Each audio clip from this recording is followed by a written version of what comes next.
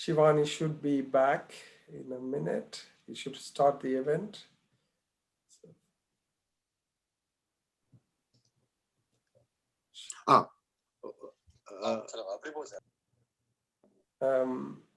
Shivani, are you ready? Good.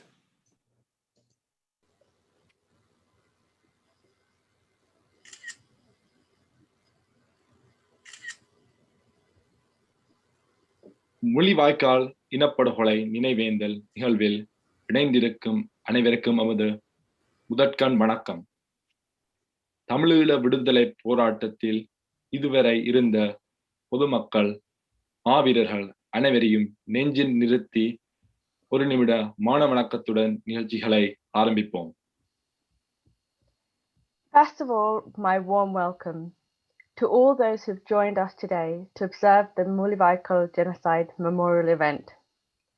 Let us start the event with paying silent homage for 1 minute to our heroes who shed their lives for our freedom and to the people killed in the war.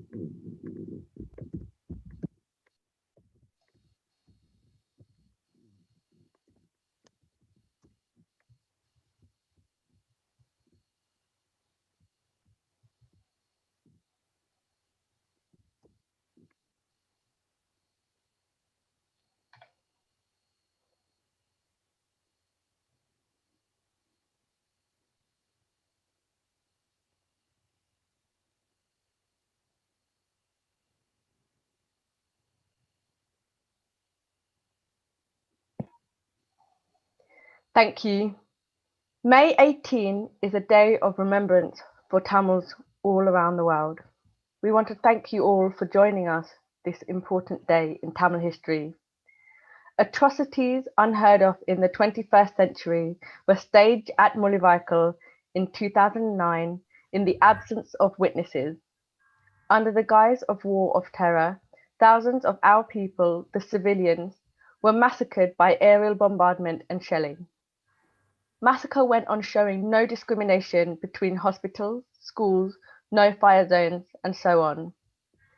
Unmindful of the persistent outcry by global diaspora Tamils by protesting in front of their parliament and staging several street marches, the Sri Lankan government carried on with the discriminate genocidal killing of women, children, invalids, etc. It is an unending story that people still keep searching for their lost children and loved ones, even though the war ended 12 years ago. Tamils have no doubt that the singular state, which rewards the war criminals with executive positions in the government, will never dispense justice to Tamils. Like last year and this year too, the following diaspora organisations jointly observe the 12th Mullivaikkal Genocide Remembrance event on webinar. Australian Tamil Congress, ATC, British Tamils Forum, BTF, Irish Tamils Forum, ITF, France Councils of Elam Tamils, National Council of Canadian Tamils, NCCT, Norwegian Council for Elam Tamils, NCET, Solidarity Group for Peace and Justice in South Africa, and United States Tamil Action Group, USTAG. My name is Shivani Sabasan from London, jointly moderating this event in English. Anandavam. Mullivaikkal தமிழர்களின் இனப்படுகொலையின் குறியீடு. எவ்வாறு ஓஷ்விட்ஸ் என்றவுடன் யூதர்களின் இனப்படுகொலை நினைவுக்கு வருகிறதோ அவ்வாறே ஈழத்தமிழர்களின் இனப்படுகொலைக்கான குறியீடாக முள்ளிவாய்க்கால் விளங்குகின்றது. 21ஆம் நூற்றாண்டின் மனிதகுலம் கண்டிராத கொடுமைகள் ஈழத்தில் 2009 சாட்சியங்களற்று அரங்கேறியது. பயங்கரவாதத்திற்கு எதிரான போர் என்ற போர்வையில் ஆயிரக்கணக்கான உறவுகள் விமான குண்டுகளினாலும் ஷெல்களினாலும் கொன்று குவிக்கப்பட்டார்கள். வைத்தியசாலைகள், பாடசாலைகள், மக்கள் பாதுகாப்பு வலயங்கள் எவையுமே தப்பவில்லை. உலகெங்கும் பிறந்து வாழ்கின்ற தமிழ் மக்கள் வீதிகள், பாராளுமன்றம் என்று இரவு பகல் பாராமல் கூடி நின்று எடுத்துச் சொல்லியும் இலங்கை அரசாங்கம் மனிதாபிமானம் சிறிது அற்று குழந்தைகள், பெண்கள், வயோதிபர் என்று எந்தவித வேறுபாடும் இன்றி கொன்று குவித்த காலம் நம் நெஞ்சில் இருந்து என்றும் அகலாது. 12 வருடங்கள் கடந்தும் இன்றும் தமது பிள்ளைகள், அன்புக்குரியோரையும் தேடுகின்ற அவலம் முடிவுக்கு வரவில்லை. தமிழர்களை அழித்தவர்களை அரியணை ஏற்றி அழகு பார்க்கின்ற சிங்களம் தமிழருக்கு என்றுமே நீதியை வழங்கப் போவதில்லை என்பது கண்கூடு. கடந்த வருடத்தின் தொடர்ச்சியாக இந்த வருடமும் ஆஸ்திரேலிய தமிழ் காங்கிரஸ் ATC, பிரித்தானிய தமிழர் பேரவை BTF, அயர்லாந்து தமிழர் பேரவை ITF, தமிழீழ மக்கள் பேரவை மெசோந்து தமிழீழம், கனேடிய தமிழர் தேசிய அவை NCCT, நோர்வே ஈழத் தமிழரவை NCET, அமைதிக்கும் நீதிக்கும் ஒற்றுமை குழு தென்னாப்பிரிக்கா SGPJ சவுத் ஆப்பிரிக்கா, ஐக்கிய அமெரிக்க தமிழர் செயற்பாட்டுக்குழு USTAG போன்ற புலம்பெயர் அமைப்புக்குழு இணைந்து இந்த 12வது முள்ளிவாய்க்கால் இனப்படுகொலை நினைவேந்தலை இணையவழி நிகழ்வாக வழங்குகின்றன. எனது பேர் அனந்தராம் சீதாராம். நான் அமெரிக்காவில் இருந்து இணைகிறேன். Today we mourn the innocent lives lost, remember the families torn apart and left with no answers. Mullivaikkal stands as a symbol of genocide. Before we proceed with today's program, I would like to make a few requests. Could all live speakers display your full name so that we can identify you and when to call you? If you're not speaking today, please mute all your devices. I would like to also mention that several people will be joining the ceremony today to light the candle at 6:18 UK time and 1:18 PM for US time. You can watch today's program on Zoom, YouTube link, and on Facebook Live. We'll be starting this event with Mr. Manoharan, who's the president of Australian Tamil Congress. Thank you. அடுத்ததாக ஆஸ்திரேலிய தமிழ் காங்கிரஸின் president mister Manoharan அவர்களது உரை.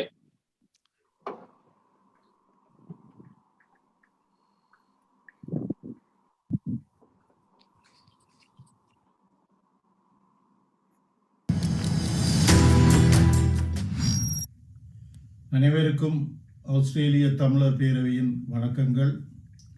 இன்றைய 12வது ஆண்டு மே 18 முள்ளிவாய்க்கால் நினைவு தினம் என்பது வலி தரும்படி எமது சிந்தனைகளை துளைக்கிறது. முல்லைத்தீவில் உள்ள முள்ளிவாய்க்கால் முற்றத்தில் அமைக்கப்பட்டிருந்த நினைவு தூவி உடைக்கப்பட்டது இந்த 21ஆம் நூற்றாண்டின் நாகரிக உலகின் பிற்போக்குத்தனமான அநாகரிகத்தின் வெளிப்பாடாகும். நமது மக்கள் முள்ளிவாய்க்கால் இனப்படுகொலையில் இறந்தவர்களை நினைவு கூறும் உரிமையை மறுப்பதானது எமது தமிழ் மக்களின் நீதிக்கும் சுதந்திரத்துக்குமான ஜனநாயக போராட்டத்தின் தேவையை மேலும் உரத்து முழங்குகிறது. முள்ளிவாய்க்கால் போர் நிலங்களில் எமது மக்கள் சிந்திய இரத்தம் தெறித்து குண்டு புகை படிந்து உணவின்றி மருந்தின்றி இறந்து போன பல்லாயிரக்கணக்கான மக்களின் நினைவுகள் எமது கண்களில் ஈரம் சேர்க்கலாம். துயருற்றோர் கண்டு எம் நெஞ்சம் வெடிக்கலாம். ஆனால் இறந்தவர்கள் நமக்கு எஞ்சியிருக்கும் மக்களுக்கு சொன்ன செய்தி நீதியும் சுதந்திரமும் நமது மக்களுக்கு கிடைக்கும் வரை நீங்கள் இறுதி வரை ஜனநாயக வழிகளில் போராட வேண்டும் என்பதுதான். எனவே நாம் அனைவரும் நமது மக்களின் நீதிக்காக சாத்தியமான மாற்று ஜனநாயக வழிகளின் ஊடாக ஏனைய உலக நாடுகளுடன் இணைந்து முன்னோக்கி நகர்ந்து எமக்கான நீதியை நாம் நிச்சயம் வென்றெடுப்போம். On behalf of the Australian Tamil Congress, I welcome you all with a heavy heart to this global Tamil diaspora virtual gathering to make the 12th year of the May 18 Mullivaikkal Remembrance Day. This day in May 2009 was the darkest day in our history. We all know that the mass atrocity crimes committed by Sri Lanka in Mullivaikkal were the worst committed by a state in the 21st century. 12 years of lack of progress in offering transitional justice to the victims and the ongoing oppression of the Tamil people, the global Tamil diaspora seek strong action by the United Nations and governments around the world to ascertain the truth, achieve accountability and remedial justice and a lasting political solution to the conflict. Justice delayed is justice denied. During last couple of years, ATC and our global diaspora partners have worked together, strengthening the unity and growing the confidence within our community. It is absolutely essential to bring about the positive thinking and energy in our struggle for justice, freedom, and dignity of our people. We are glad to see our younger generation is leading this campaign in a strategic manner with lots of energy and strength. We, as diaspora community, cannot let down our people back home. Let us continue in our quest for freedom and justice. Thank you.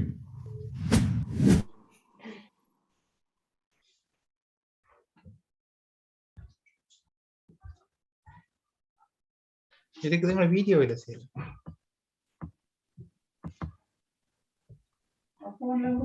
Video எஞ்சிருக்கேன். சரி video வந்துச்சு. Shivani, you are muted.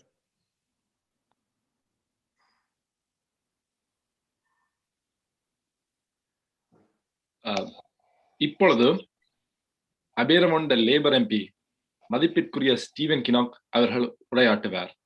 Please welcome the Right Honourable Stephen Kinnock. Right Honourable Stephen Kinnock is the Labour MP of Aberavon and has been an MP continuously since May 2015. He is currently undertakes the role of the Shadow Minister, Foreign and Commonwealth Affairs. Thank you, Stephen Kinnock. Well, thank you very much indeed, and thanks to the organisers for bringing us together on this very sad day, but a very important day as well. So important that we remember the appalling atrocities that took place, and that the remembrance is something that enables us to mark all those who tragically lost their lives in those final stages of the Sri Lankan civil war. This is a truly sad and moving occasion, and I think it also brings a lot of anguish and frustration at the lack of accountability for those who committed these barbaric crimes. I've come here today with a message of solidarity with you. We, from the Labour Party, the party that I represent, we will hold the United Kingdom government to account in its dealings with the Sri Lankan government, and we will never cease to seek truth, accountability, justice, and reconciliation. I've written a number of times in recent months to the British government about its role as the penholder on Sri Lanka at the United Nations Human Rights Council. The United Kingdom has a crucial and unique responsibility to show moral and political leadership in its approach to coordinating the international response. We support in principle the new UN Human Rights Council Resolution 46.1, but it's far from perfect.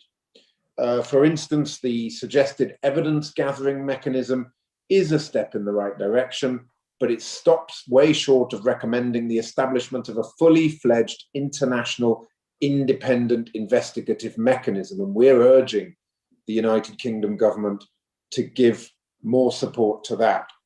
And there's nothing in the resolution, of course, about prevention and particularly protecting human rights defenders on the ground in Sri Lanka, and particularly in the northern regions where the risks are so great of persecution and human rights abuses.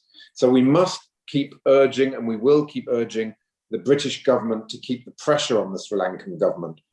And in addition to what's happening in terms of the multilateral institutions and the United Nations, there's actually a lot that the British government can do in terms of bilateral and unilateral actions. So for example, we have the Magnitsky Sanctions.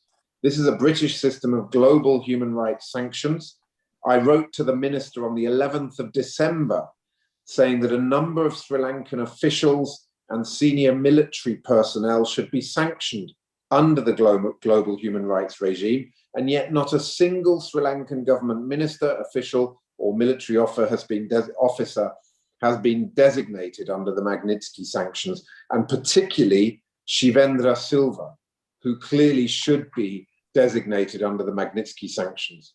I think our government needs to rethink its defense engagement. We have a UK defense advisor attaché in the High Commission in Colombo. He's met with 4 senior commanders of the Sri Lankan military who stand accused of gross human rights violations. So I think there's serious question marks over what the British military advisor is doing in Colombo, and whether we should be legitimizing these senior military officials with these meetings. I think we also need to think very carefully as a government, the British government should be, about its ambitions for trade deals. And I think that would be sending completely the wrong message. And the UK government has favourable tariff arrangements with Sri Lanka that existed when the United Kingdom was part of the European Union. I think the so-called GSP+, these need to be rethought. So if the UK government is really meaning anything by global Britain about standing up for universal rights and the rule of law and values, it has to do so with deeds, not just with words. That really should start today. That should start with the tangible actions that we in the Labour Party are calling for.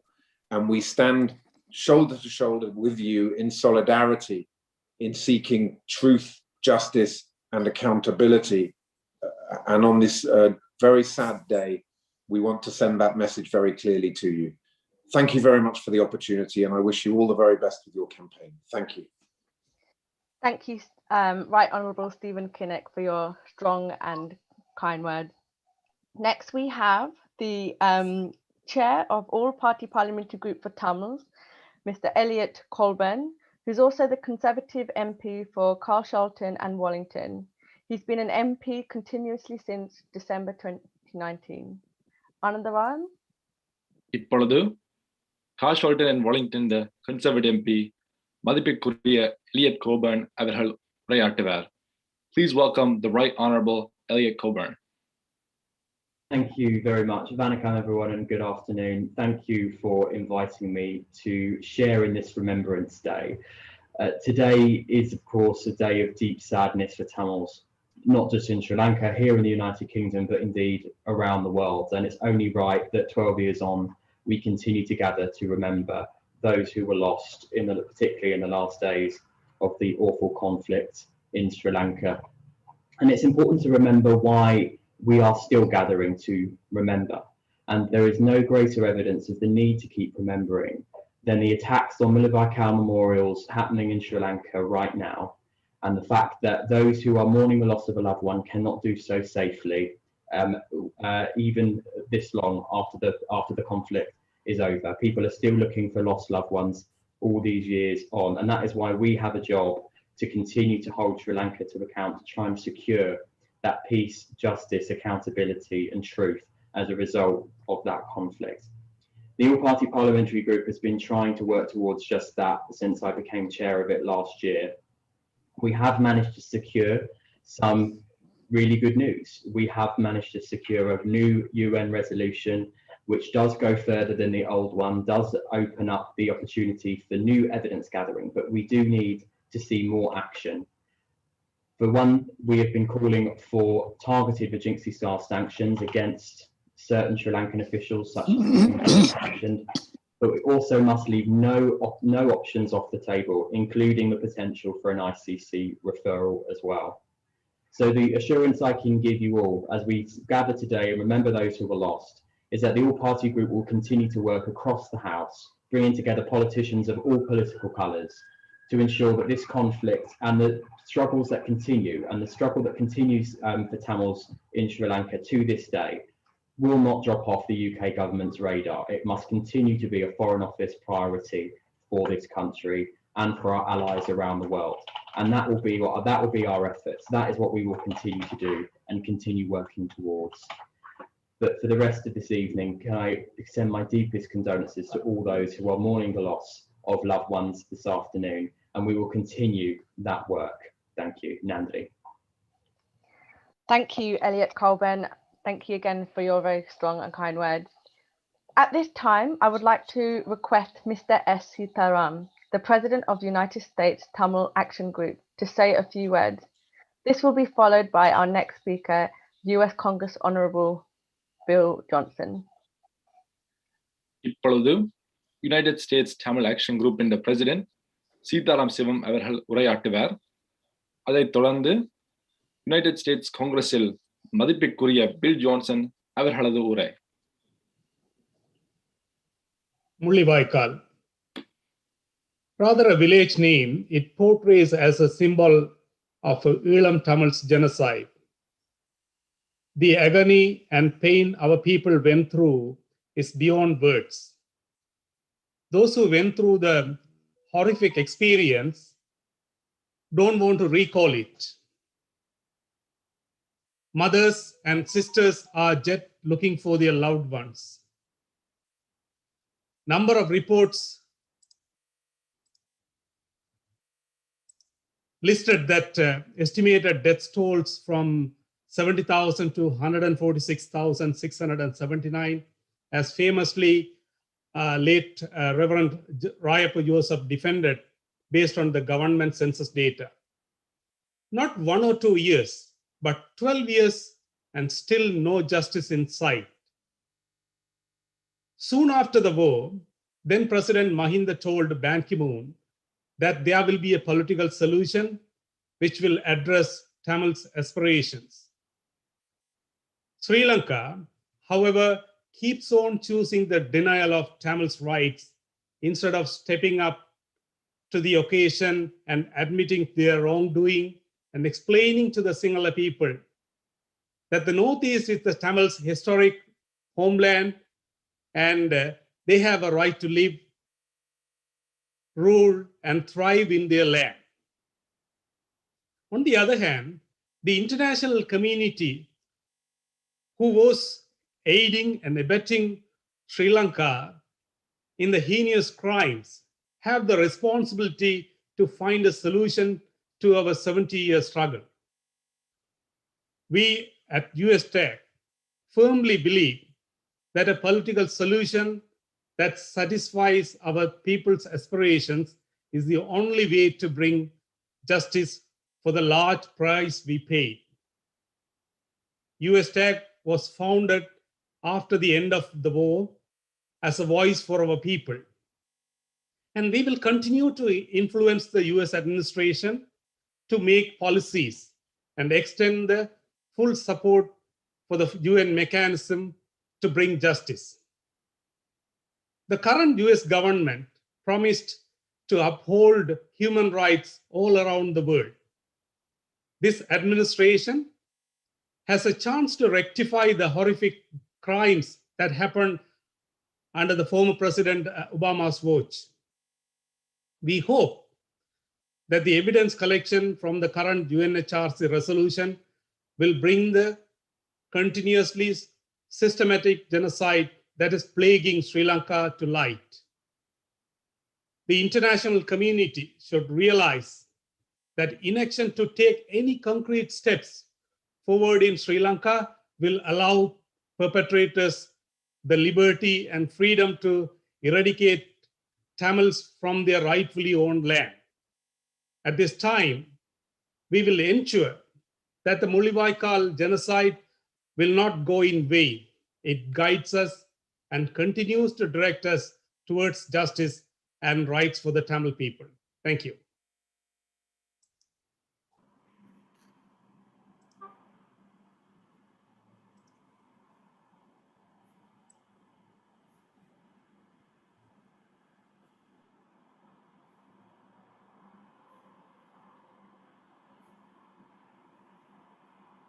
Now we're going to follow up with Bill Johnson, Congressman Bill Johnson's video.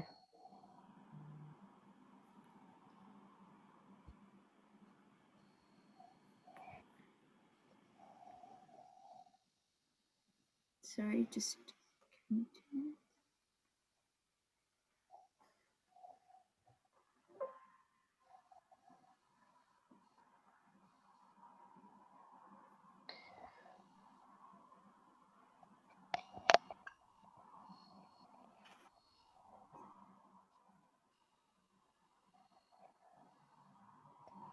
Hi, folks.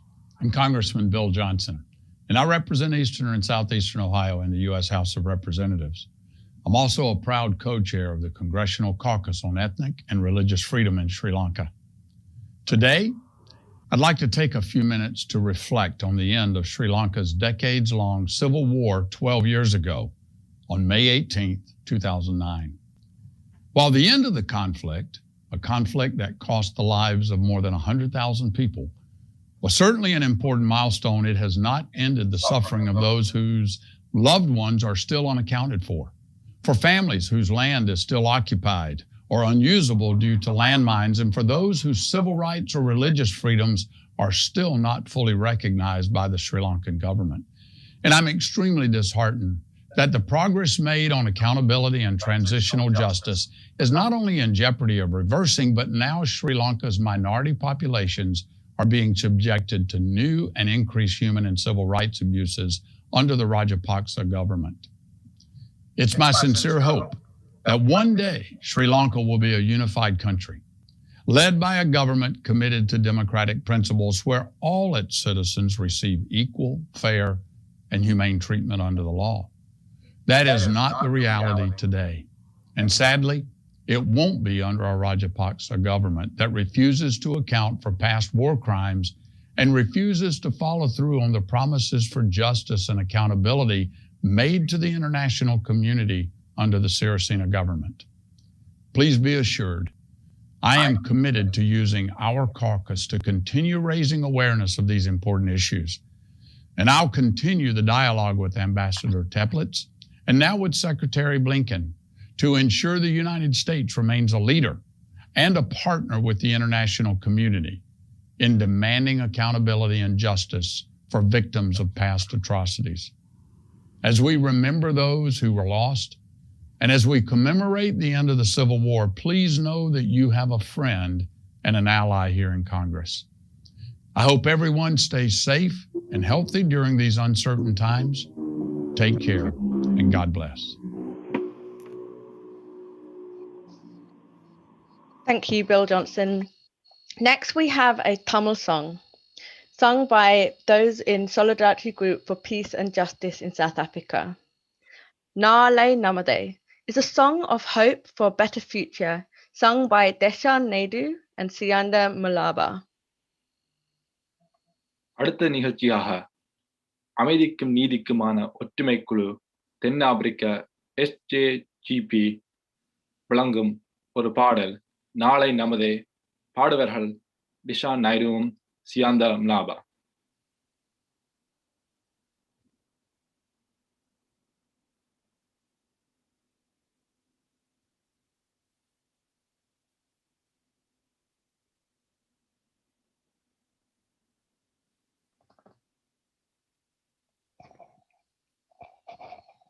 While we're waiting, I would like to just let you know that according to the UN reports, 40,000 to 70,000 people were killed. And now, since the decision made in Sri Lanka, we can say that slow progress is made, but we are heading in the right direction. Anandavam? Yes, I think this is a great event, combining the youth with the older generations, and bringing everyone together from all places around the world. And like you said, we're heading in the right direction towards peace and justice for all those lives lost and all those who have suffered in the war.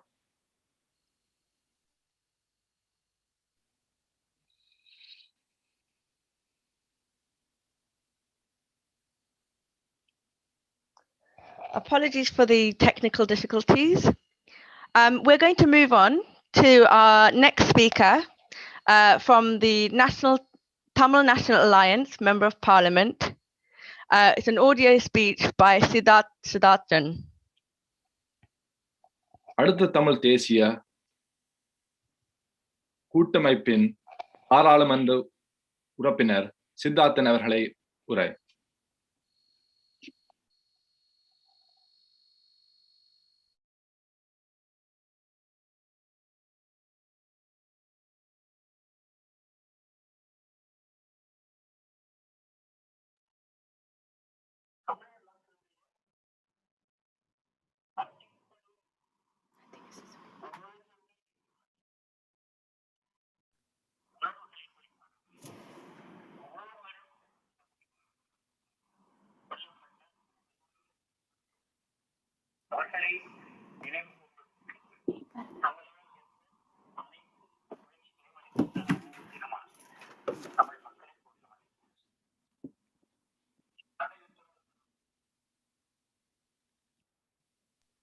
I apologize for our technical difficulty. We would like to move on to Dr. Elias Jayaraja to give us a UN update. Dr. Elias Jayaraja is a Senior Vice President from United States Tamil Action Group. Thank you. இப்பொழுது United States Tamil action குரூப்பின் senior vice president doctor Elias Jeyaraja அவர்கள் உரையாற்றுவார். Hello, Vanakkam. On this day of reverence and utmost significance to Tamils all over the world, I pay my solemn respect to the tens of thousands of Tamils in Sri Lanka who perished in the genocide unleashed by successive Sri Lankan governments and its armed forces. We are grateful to the key role played by the United States in bringing successive resolutions at the Human Rights Council. The US Congress also played, as we heard from Congressman Bill Johnson a few minutes ago, its part in bringing several joint letters and resolutions. We thank the core group on Sri Lanka for their commitment to justice. We are also thankful to the High Commissioner for Human Rights, Michelle Bachelet, for a strong report on Sri Lanka, and her predecessors, including Prince Zayed Rad Al Hussein and Madam Navanidam Pillai, for leading the path at the Human Rights Council.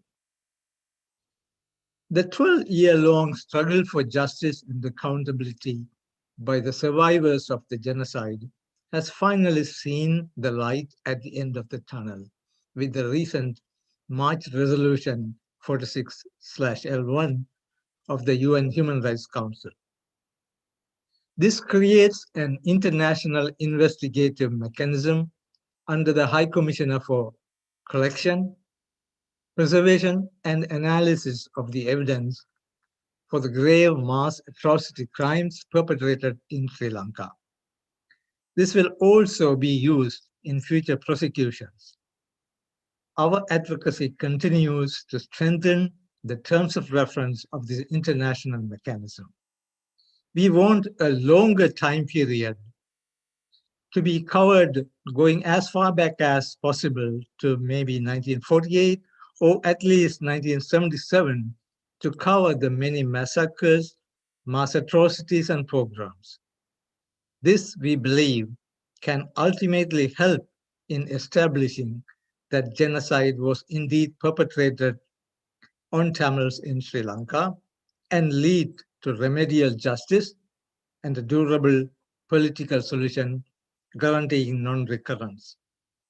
Let us all work hard in assisting the OHCHR investigation and bring hope and restitution to the thousands of survivors of the Mullivaikkal genocide. Mullivaikkal முடிவு அல்ல, அது புதிய விடியலின் தொடக்கம். இறந்த நம் உறவுகளின் ஆன்மாக்கள் சாந்தி கொள்ளட்டும்.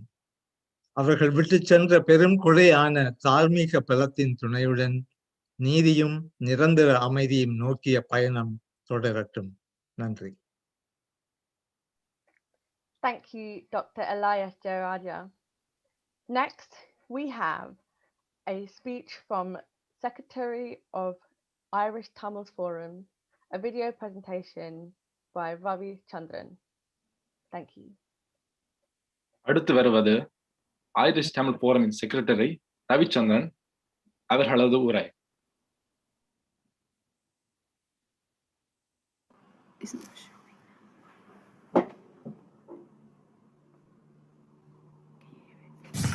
அனைவருக்கும் வணக்கம்.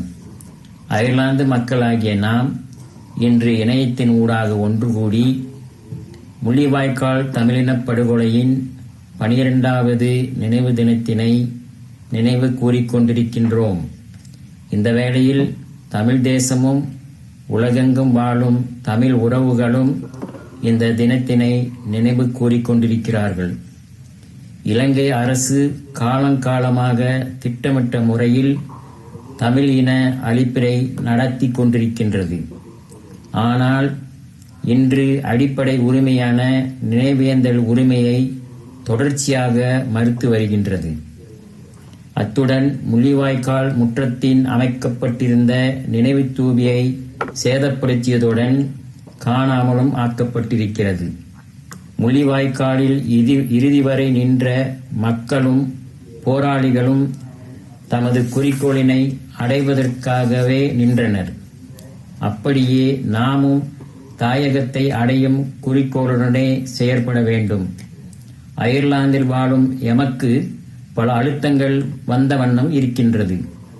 புலம்பெயர் நாடுகளில் வாழும் மக்களின் ஒற்றுமையை உடைத்து அவர்களிடம் இருக்கும் தமிழ் தாயகத்திற்கான உணர்வினை அளிப்பதற்கான போராட்டமே தற்பொழுது நடைபெற்று கொண்டிருக்கிறது. மேலும் முள்ளிவாய்க்கால் என்பது எமது பயணத்தின் முடிவு இல்லை. வன்னியில் உள்ள மக்கள் பல கொடுமைகளை அனுபவித்த பின்னரும் தனது குறிக்கோளை அடைவதற்காகவே போராடுகிறார்கள். முள்ளிவாய்க்காலில் மடிந்த மக்கள் எம் உள்ளே வாழ்ந்து கொண்டிருக்கிறார்கள். நன்றி. Thank you, Ravi Chandran. Next, we have someone live, Professor Sri Ranjan, Chairman of the National Council of Canadian Tamils. Anandaram. இப்பொழுது national council of Canadian Tamils இந்த சேர்பர்சன் ப்ரொஃபசர் ஸ்ரீரஞ்சன் அவர்கள் உரையாற்றுவார். நன்றி. இணைய வாயிலாக பெருந்திரளாக தமிழின அழிப்பு நினைவு நாளில் கலந்து கொண்டிருக்கும் உங்கள் எல்லோருக்கும் எனது இதயபூர்வமான நன்றியை தெரிவித்துக் கொள்கின்றேன். நான் ஆங்கிலத்தில் சில விடயங்களை பகிர்ந்து கொண்டு பின்னர் தமிழின உரையை தொடர்கின்றேன். On behalf of the National Council of Canadian Tamils, I thank everyone for joining us in this event.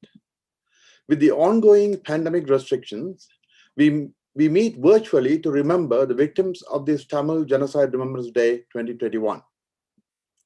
We are past 12 years without justice. However, we are gathering more evidence exposing horrendous crimes committed on unarmed men, women, and children. Those who were taken into custody are still missing, and their relatives have been on roadside vigils for more than 3 years demanding answers. Using the COVID-19 pandemic as a cover, the militarized hegemony by the government of Sri Lanka is intimidating people remembering the victims of the massacre. By doing so, they hope to bury the truth. However, our determination will never let them succeed in hiding the truth. Canada is home to the largest diaspora of Ulan Tamils outside of our homeland. There is over 350,000 Ulan Tamils in Canada who have been touched by the anti-Tamil pogroms and war unleashed upon their loved ones at home. Recently, the Ontario Provincial Parliament in Canada unanimously passed Bill 104, proclaiming the week from May 11th to 18th as the Tamil Genocide Education Week. This provides a space and an opportunity for hundreds of thousands of Tamils to share their memories with others and help prevent another genocide from happening. These proclamations add strength to our call to recognize the ongoing Tamil genocide. In March 2021, the UNHRC passed a resolution authorizing the High Commissioner's Office to initiate an evidence gathering and preservation process. As usual, the government of Sri Lanka is making ludicrous claims that no Tamil civilians were killed, despite mounting evidence to the contrary. The actions of Sri Lanka is like, to quote a Tamil proverb, trying to hide a whole pumpkin in a plate of rice. A nation that has not received justice for over a decade has the right to go its own way and determine its future. This is how Kosovo, East Timor, and South Sudan gained their freedom. Therefore, it is important for us to continue to struggle to get justice for our victims. We should turn these gains as a foundation to promote global awareness about the ongoing Tamil genocide. Those who commit genocide cannot expect to roam free forever. Our concerted global action will bring justice to our people and fulfill their aspirations for a life with peace and security. எமக்காக மடிந்தவர்களின் கனவை நனவாக்க வேண்டுமானால் நாம் மேற்கொள்ளும் கவனவிருப்பு போராட்டங்களில் பெருந்திரளாக கலந்து கொண்டு ஓங்கி குரல் எழுப்புங்கள். எமது மக்கள் அடிமை விலங்குகளை உடைத்தறிந்து சுதந்திரமாக எம் தேசத்தை கட்டியெழுப்பும் நாள் வெகு தூரத்தில் இல்லை என்று கூறி எனது உரையை முடித்துக் கொள்கிறேன். தமிழரின் தாகம், தமிழீழ தாயகம். நன்றி, வணக்கம். Thank you, Professor Sriranjan. Next, we have a wonderful music and dance video for you.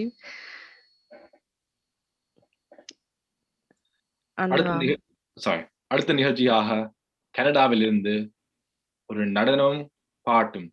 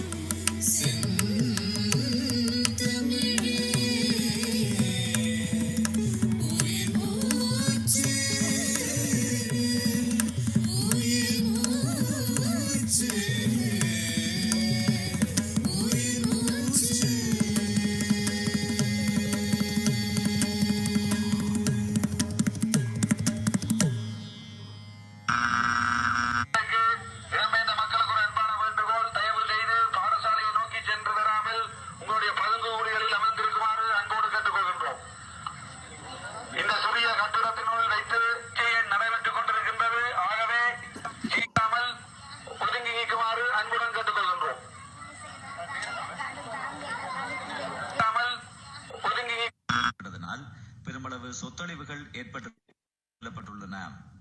அத்துடன் முரசுமோட்டை முருகானந்தா மகா வித்தியாலயமும் பலத்த சேதங்களுக்கு உள்ளாகியுள்ளது. வான்வழி வானூர்தி தாக்குதல் இடம்பெற்ற இடங்கள் நோக்கி ஸ்ரீலங்கா படையினர்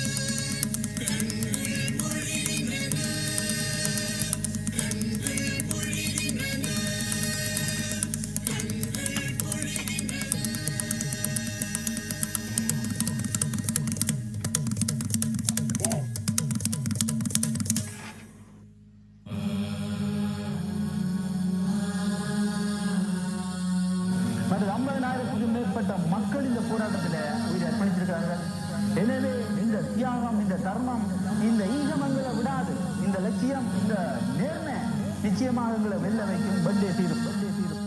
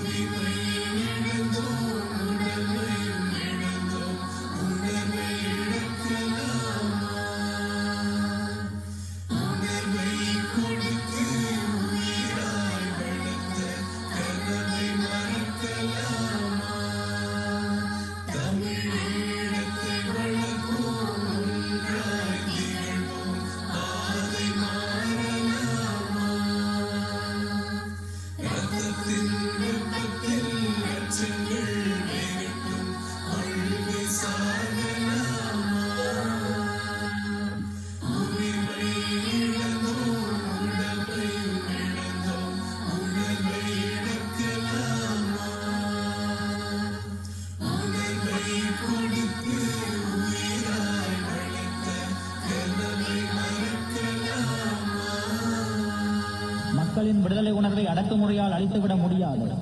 உலக வரலாறு பகரும் உண்மை இது. ஏனென்றால் விடுதலை உணர்வே மனித ஆன்மாவின் சாரமாக உயிர் மூச்சாக இயங்குகிறது. மனித வரலாற்றை இயக்கும் மகத்தான சக்தியும் அதுவே.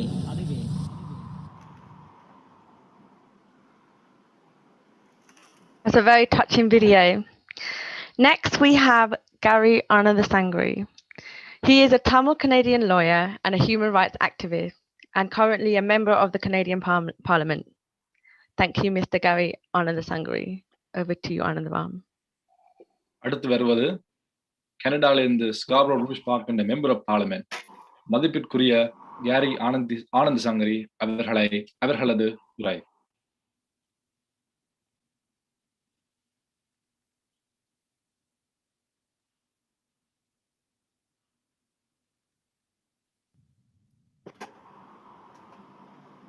Elorukum Vanakam. Good evening, everyone. Let me begin by paying my deepest respect to all those who died in the Mullivaikkal genocide on May 18th, 2009, the days and months and years before that and after that. This is a collective loss of lives that we've never seen in our lifetime.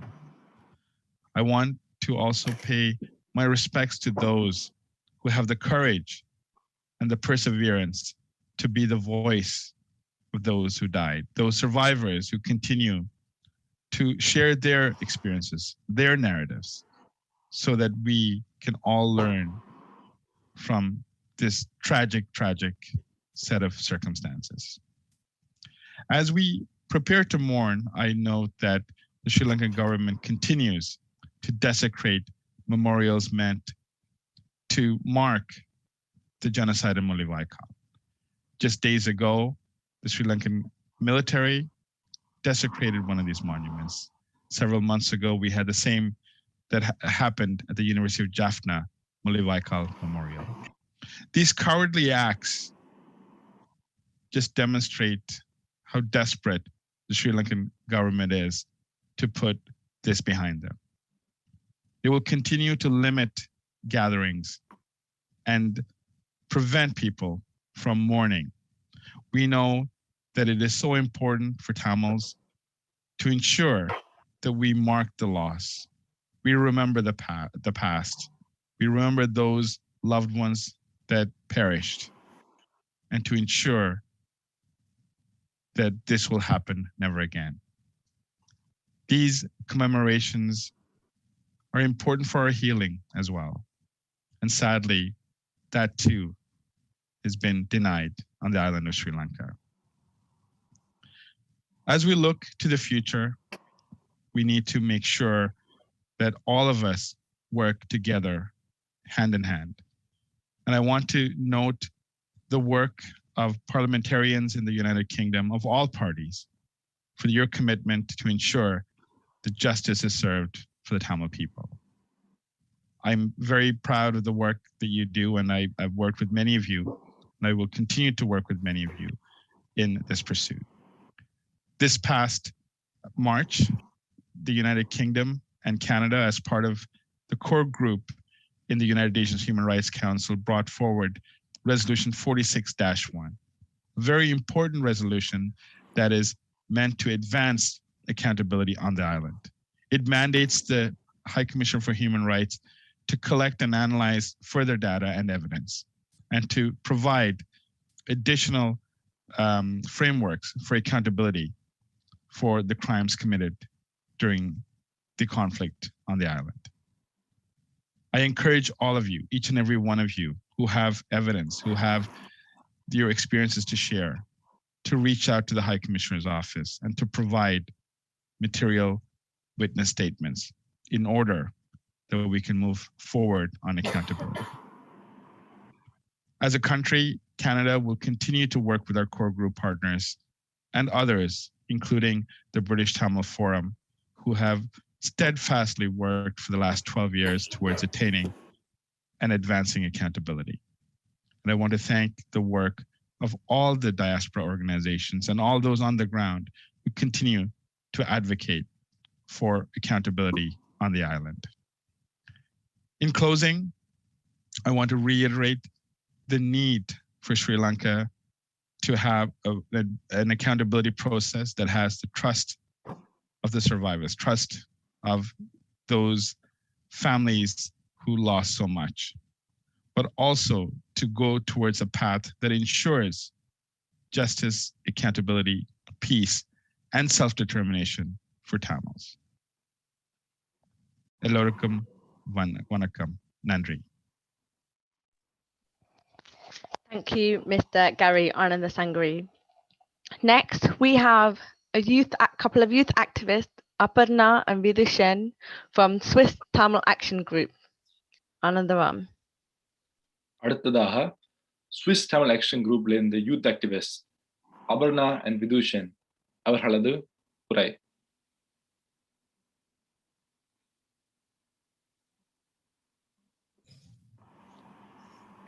வணக்கம் எல்லோருக்கும். Swiss Tamil இளையோர்கள் சார்பாக நான் விதுஷன், என்னோடு இணைந்து அபர்ணா, முள்ளிவாய்க்கால் நினைவு நாளுறுதி சில வார்த்தைகள் சொல்ல விரும்புகின்றோம்.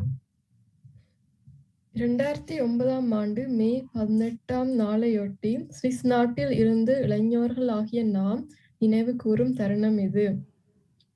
2009 மே 18 இனி அழுப்பையும் அதனால் ஏற்பட்ட தாக்கத்தையும் எம் உறவுகள் மூலம், ஊடகங்கள் மூலம் பார்த்தும் கேட்டும் அறிந்து அதன் வலிகளை நாமும் அனுபவித்திருக்கின்றோம். அந்த வகையில் எம் இனத்தின் விடுவிற்காக எம்மால் என்ன பங்களிப்பு செய்ய முடியும் என்ற கேள்வி எம்முள் எழுந்து அதற்கான முயற்சியில் நாம் இறங்கியுள்ளோம். இந்த வகையில் நாம் வாழும் சுவிஸ் நாட்டில் இந்த நாட்டு அரசு அலுவலர்களுடன் தொடர்புகளை ஏற்படுத்தி அவர்களுக்கு எமது பிரச்சனையை கொண்டு சென்று அதன் மூலம் எமது தமிழ் மக்களின் உரிமையை மீட்டெடுக்க எம்மாலான முயற்சியை மேற்கொள்கின்றோம். தமிழர்களின் உரிமையை மீட்டெடுக்க இளைஞராகிய நாம் போராடுவோம் என உறுதி கொள்கின்றோம். நன்றி, வணக்கம். Thank you. Next, we have Congressman Danny Davis. Congressman Danny Davis is the current chair of the Caucus for Ethnic and Religious Freedom in Sri Lanka, and also a long-time ally of Tamils who visited Bunny. Anandaram. அடுத்ததாக US காங்கிரஸ்ல இருந்து மதிப்பிற்குரிய Danny Davis அவர்களது உரை.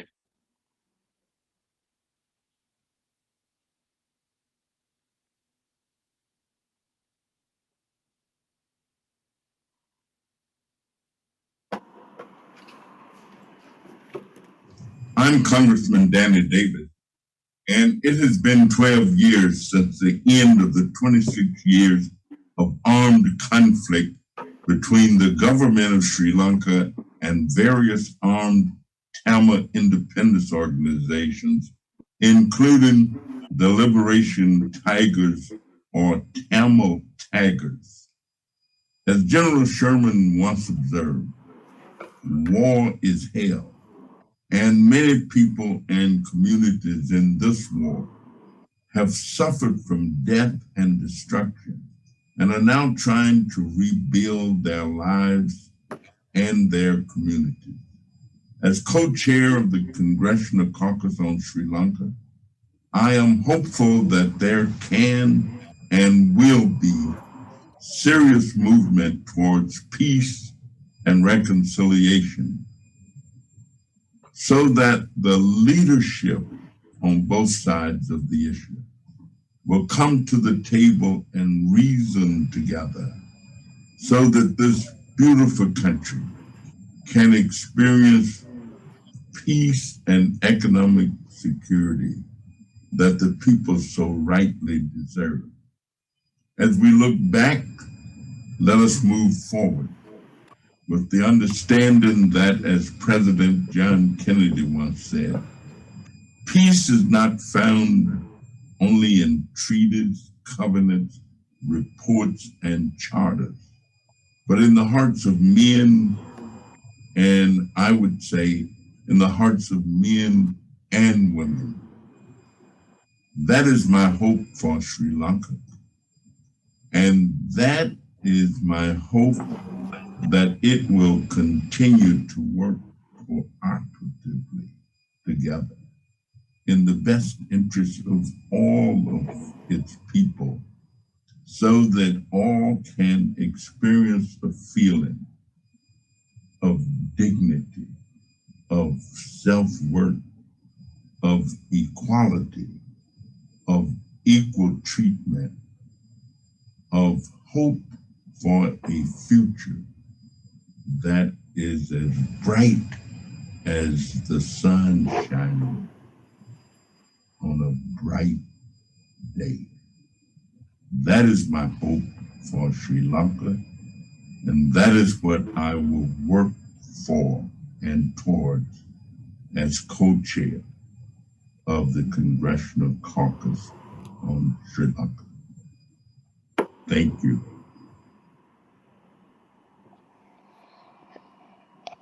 A strong message from Congressman. Now, next we have our Member of Parliament, Steve Baker, a Conservative MP for High Wycombe, who's a great voice for Tamil. Ananda Ram. இப்பொழுது high Wickham என்ற conservative MP மதிப்பிற்குரிய Steve Baker அவர்கள் உரையாற்றுவார். Please welcome the Right Honourable Steve Baker. Thank you very much indeed for having me with you today. I'm very glad to be in solidarity with you as we remember the victims of Mullivaikkal. It's a really extraordinary and horrific thing to think that people on this call, people watching online, some of the people who I represent in Wycombe will have lost family and friends in the horror of the Mullivaikkal massacre. It's a very sobering thing to remember that. I think it brings to mind that around the world, in far, far too many places, there is still racial and religious intolerance, which manifests itself sometimes in violence. And I would say that we must all revisit our values, and we must all witness good faith and genuine tolerance towards one another to put all these things behind humanity. And of course, tolerance doesn't mean we always agree. It means sometimes that we agree to disagree. Now, I represent a very diverse community in Wycombe, and I'm very pleased and proud that almost all the time we get along very, very well together. I suppose that my prayer for the people of Sri Lanka is peace and justice and reconciliation. Now, I'm a backbencher, I can't speak for the government, but I believe the British government would want to have a constructive relationship with Sri Lanka. But I have to say, and I hope members of the government of Sri Lanka have got people watching this broadcast, I have to say that Sri Lanka makes it, the present government of Sri Lanka makes it extremely difficult to want to be supportive when memorials have been desecrated and damaged in the country. I would say to the government of Sri Lanka, you've got to show good faith. You've got to show that you care about the Tamil people. You've got to show that you too want peace and justice and reconciliation. Of course, I will support my government here in the UK as we go forward to support the Tamil people. And of course, I would like us to help build up those relationships which best lead to tolerance, to peace, to justice and reconciliation. Once again, I'm very grateful to you for allowing me to be with you today in solidarity as we remember with great sobriety the victims of this dreadful massacre. Thank you, Mr. Steve Baker. Right, next we are going to talk about kanji. It was in Mullivaikkal around May 2009, the war was at its height, forcing people to constantly displace. Death did not occur just from bombs and shelling. Hunger and starvation drove many to the verge of death, and some could not withstand the agony of hunger succumbed. The government had completely cut off all supply routes of food items. The only food had to survive on was what was called kanji, rice cooked in plenty of water with milk and sugar. When milk and sugar ran out, people were served with kanji, rice cooked in plenty of water with only salt added. People had to wait in the food queue for very long. This kanji is assumed and a historic and emotional significance in the minds of Tamil people. It has since become an essential cultural item in observing the Mullivaikkal genocidal memorial event. The kanji should be recorded in history books as symbolizing the hardships of our people underwent in wartime life in Mullivaikkal. The act of serving kanji should be passed on to the next generation and generations to come to keep the custom alive throughout Tamil history. Anandram. எண்ணியில் ஓர் உக்கிரமாக இடம்பெற்றுக் கொண்டிருந்த காலப்பகுதியில் மக்கள் தொடர்ச்சியாக இடம்பெற வேண்டிய கட்டாயம். சாவு குண்டுகளால் மட்டும் வரவில்லை. பசியும் பட்டினியும் கூட மக்களை வாட்டி வதைத்தது. உணவுக்காக நீண்ட வரிசைகளில் காத்திருக்க வேண்டிய நிர்பந்தம். சமைக்க எதுவுமே இருக்கவில்லை. பதுங்கு குழியில்தான் வாழ்க்கை. அந்த வேளையில் அரிசியும் பாலும் சீனியும் சேர்ந்து பால் கஞ்சியை குடித்து மக்கள் பசியாறி வந்தனர். பின்னர் அரிசியும் உப்பும் மாத்திரம் கொண்ட உப்பு கஞ்சியே கிடைத்தது. இந்த கஞ்சியே மக்களின் உயிரை காத்து நின்றது. இந்த முள்ளிவாய்க்கால் கஞ்சியை உறவுகள் பட்ட துன்பத்தின் அடையாள குறியீடாக வரலாற்றில் பதிவு செய்ய வேண்டும். நமது பண்பாடு நிகழ்வுகளில் ஒன்றாக எதிர்கால சந்ததி இதை வருடா வருடம் இந்த நாளில் நினைவு கூற வேண்டும். அந்த வகையில் முள்ளிவாய்க்கால் கஞ்சியை நினைவு கூறும் நிகழ்வு.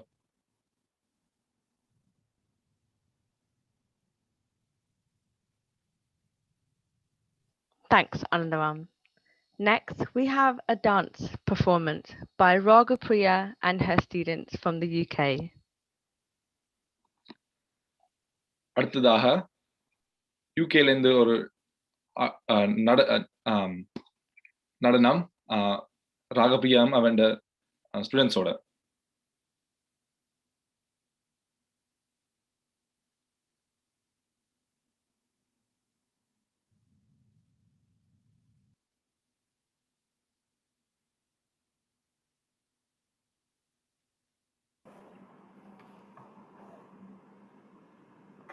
ஓம் நமச்சிவாய ஓம் நமச்சிவாய ஓம் நமச்சிவாய ஓம் நமச்சிவாய ஓம்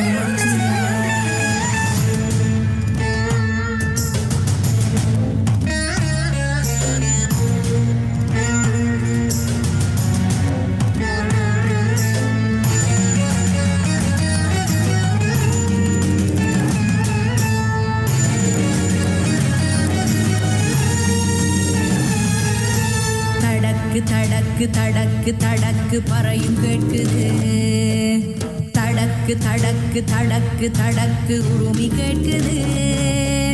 தடக்கு தடக்கு தடக்கு தடக்கு உடுக்கை கேட்குது. ஈழத்து சிதம்பரத்தில் தாண்டவம் நடக்கிறது. ஈழத்து சிதம்பரத்தில் தாண்டவம் நடக்கிறது. திங்கள் தலையில் கங்கை கரையில் சூடும் சாம்பல் உடலில் அள்ளி பூசிக்கொண்டாயா. அகதியாக அலையும் தமிழன் நிறுதி நம்பிக்கை. ஈழத்து சிதம்பரணி தூக்கி ஆடும் கை. தடக்கு தடக்கு தடக்கு தடக்கு பறையும் கேட்குது. தடக்கு தடக்கு தடக்கு தடக்கு உருமி கேட்குது. தடக்கு தடக்கு தடக்கு தடக்கு உடுக்கை கேட்குது.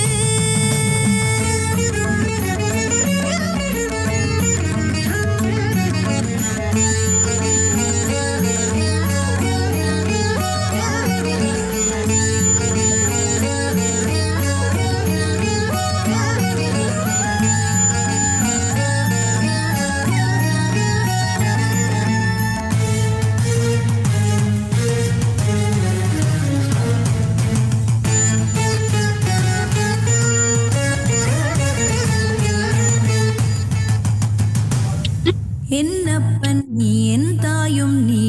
ஈழ தமிழனுக்கு ஆதரவும் நீ. கைலாயன் நீ காரைவேந்தன் நீ.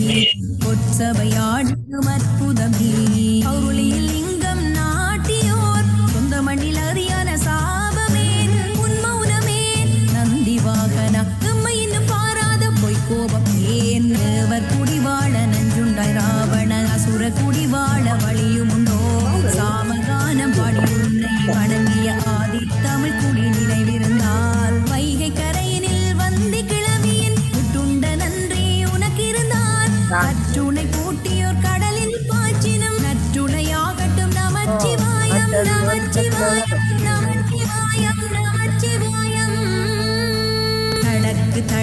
தடக்கு தடக்கு தடக்கு பறையும் கேட்குது தடக்கு தடக்கு தடக்கு தடக்கு உருமி கேட்குது தடக்கு தடக்கு தடக்கு தடக்கு உடுக்கை கேட்குது ஈழத்து சிதம்பரத்தில் தாண்டவம் நடக்கிறது ஈழத்து சிதம்பரத்தில் தாண்டவம் நடக்கிறது உங்கள் தலையில் கங்கை கரையில் சூடும் ஆண்டவா சுடலை சாம்பல் உடலில் அள்ளி பூசிக் கொண்டாயா அகதியாக அலையும் தமிழன் நிறுதி நம்பிக்கை ஈழத்து சிதம்பரணி தூக்கியாடும் கை தடக்கு தடக்கு தடக்கு தடக்கு பறையும் கேட்குது தடக்கு தடக்கு தடக்கு தடக்கு பூமி கேட்குது தடக்கு தடக்கு தடக்கு தடக்கு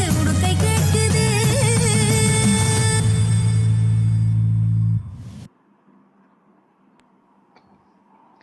Excellent performance by Raghupriya and her students.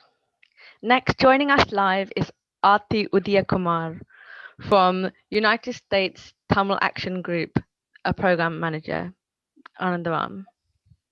இப்பொழுது யுனைடெட் ஸ்டேட்ஸ் தமிழ் ஆக்ஷன் குரூப்பின் ப்ரோக்ராம் மேனேஜர் ஆர்த்தி உதயகுமார் அவர்கள் உரையாற்றுவார். Hello, everyone. My name is Aarti, and I am a youth activist based in America. 12 years ago, on this day, thousands of civilians lived in fear of when their last breath would be. In 2009, a 13-year-old wrote in her diary, "Before I could even register what was being said, bombs smashed in. Fortunately, I was thrown into a bunker. Once the smoke cleared, I peered out, and there was my bloodied relative. His body, disfigured with a missing face. No young child should have to live with memories like this and carry it for their lifetime. No mothers and fathers should have unaccounted children and wonder every day what happened to them or how they lost their lives. While no one should have to write about such horrifying experiences, hundreds and thousands of experiences, equally, if not more gruesome, have been untold, unheard, or invalidated. The memory and heartbreak of cluster bombings, the cries of screaming and suffering, is not only one that those who survived Mullivaikkal must remember. It is also a memory that resides within each and every one of us, for it is a part of who we are and our rich heritage, a heritage that must be tightly cherished and held onto one generation after the next. For all the young people on this call, I urge you to continue to fight every day and uphold your identity.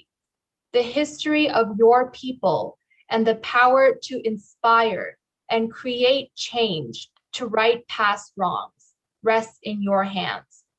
Use your opportunity and your privilege to not only acknowledge and be grateful for what you have, but also improve the lives of survivors who continue to suffer at the violent hands of the Sri Lankan state.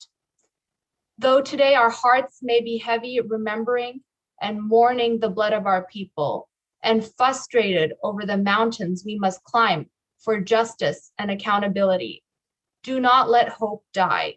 However horrible Mullivaikkal was, it has fueled a generation of free thinkers, inspired activists, and motivated youth. As young people, it is our responsibility to pass on the factual occurrences of what happened on May 18th. The suffering of our people has emphasized the role the young diaspora needs to play in the passing of this legacy to future generations, so we can all work harder to provide the justice that our people so deserve. Thank you for your time. Thank you, Aarti Udiyakumar. Next, before we head over to lighting of the candles, we want to show you a couple of images and videos of the kandi making. Anandaram. அடுத்ததாக கஞ்சி சமைக்கிறதை காட்ட போறோம். If you can put them on the spotlight, that would be great.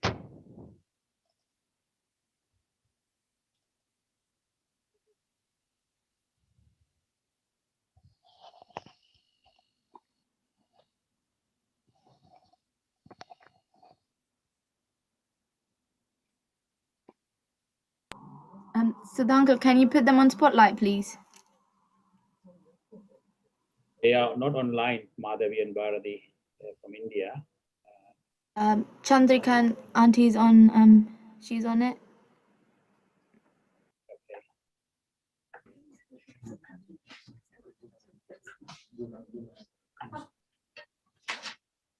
Pushpaka.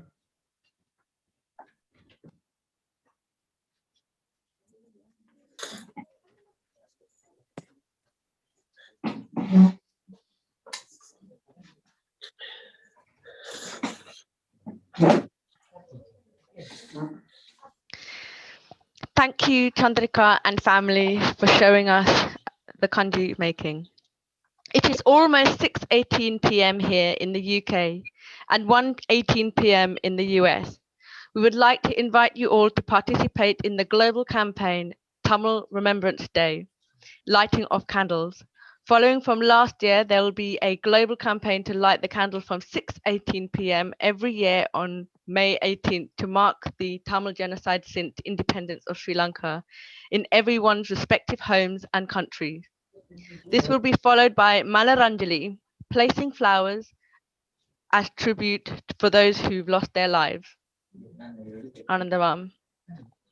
Tamil இனப்படுகொலையை குறிக்கும் உலகளாவிய பிரச்சாரத்தை London நேரம் பிற்பகல் 6:18, US கனடா நேரம் பிற்பகல் 1:18 மணி அளவில் விளக்கை ஏற்றி வைத்து ஆரம்பிக்க இருக்கிறோம். கடந்த வருடத்தில் இருந்து இந்த உலகளாவிய பிரச்சாரம் ஆரம்பிக்கப்பட்டுள்ளது. Now, let's light the candles and remember the fallen victims.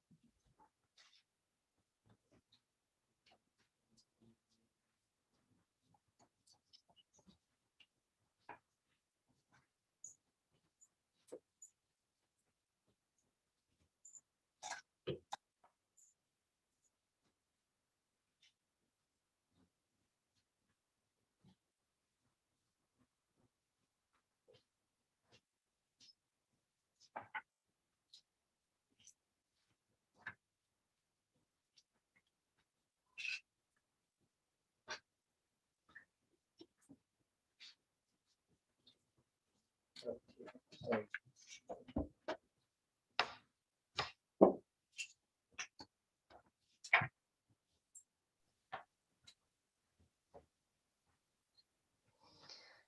you all for joining us live from BTF office, London, to light the candles and to pay tribute to those who sacrificed their lives for us. Next, we have the General Secretary from British Tamil Forum, Mr. V. Ravikumar. Anandaran. இப்பொழுது British Tamil ஃபோரமின் general secretary mister V Ravikumar அவர்கள் உரையாற்றுவார்.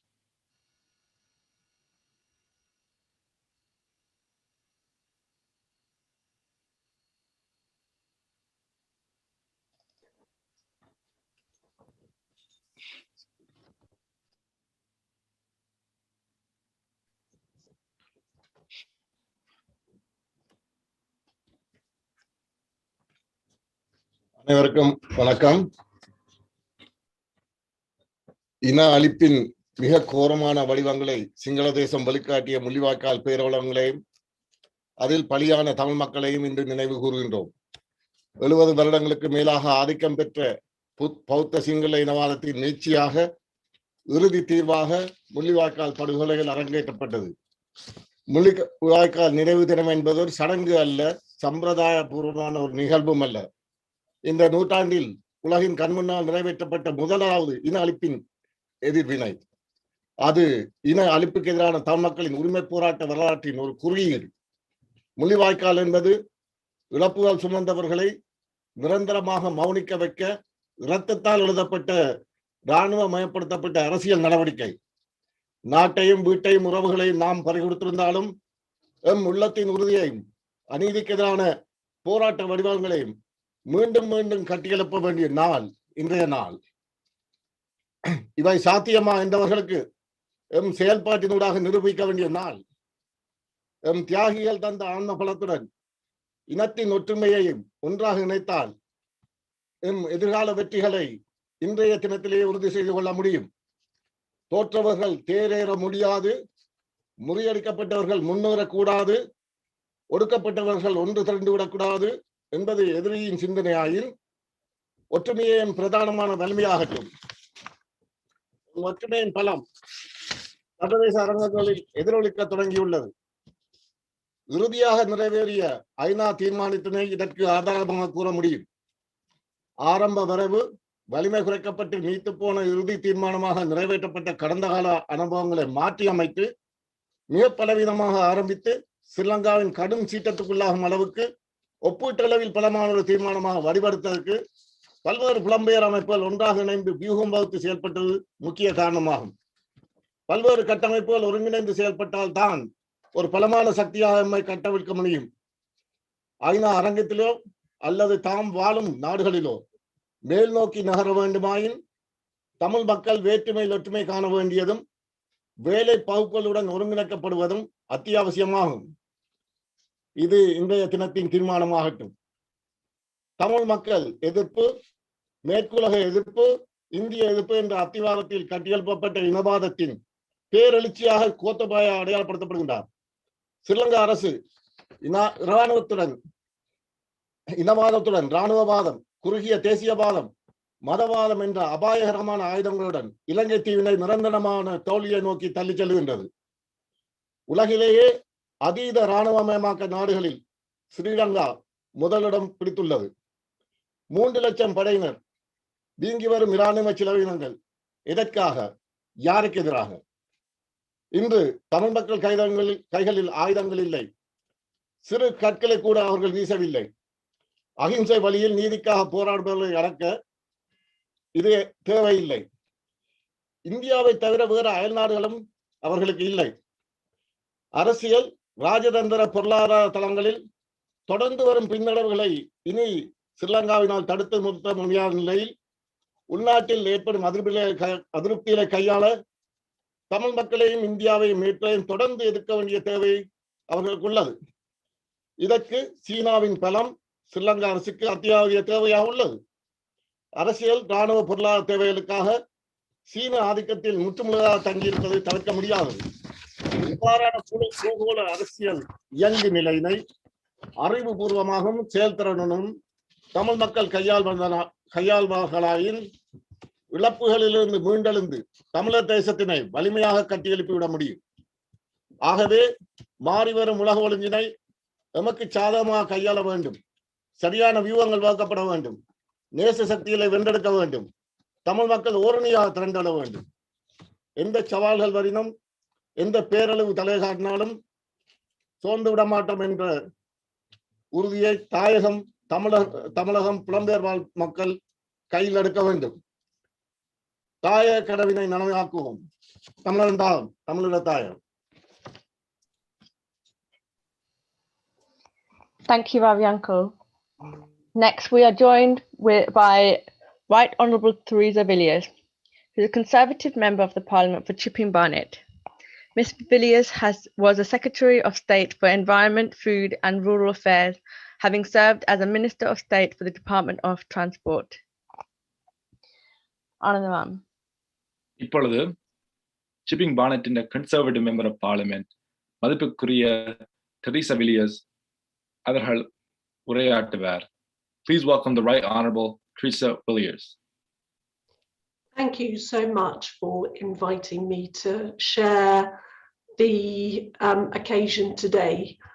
I think it is very important that every year on the 18th of May, we gather together, whether it's virtually or in person, to remember those who lost their lives in the massacre at Mullivaikkal, those who lost loved ones there, and also to reflect on the suffering of the Tamil people over so many decades.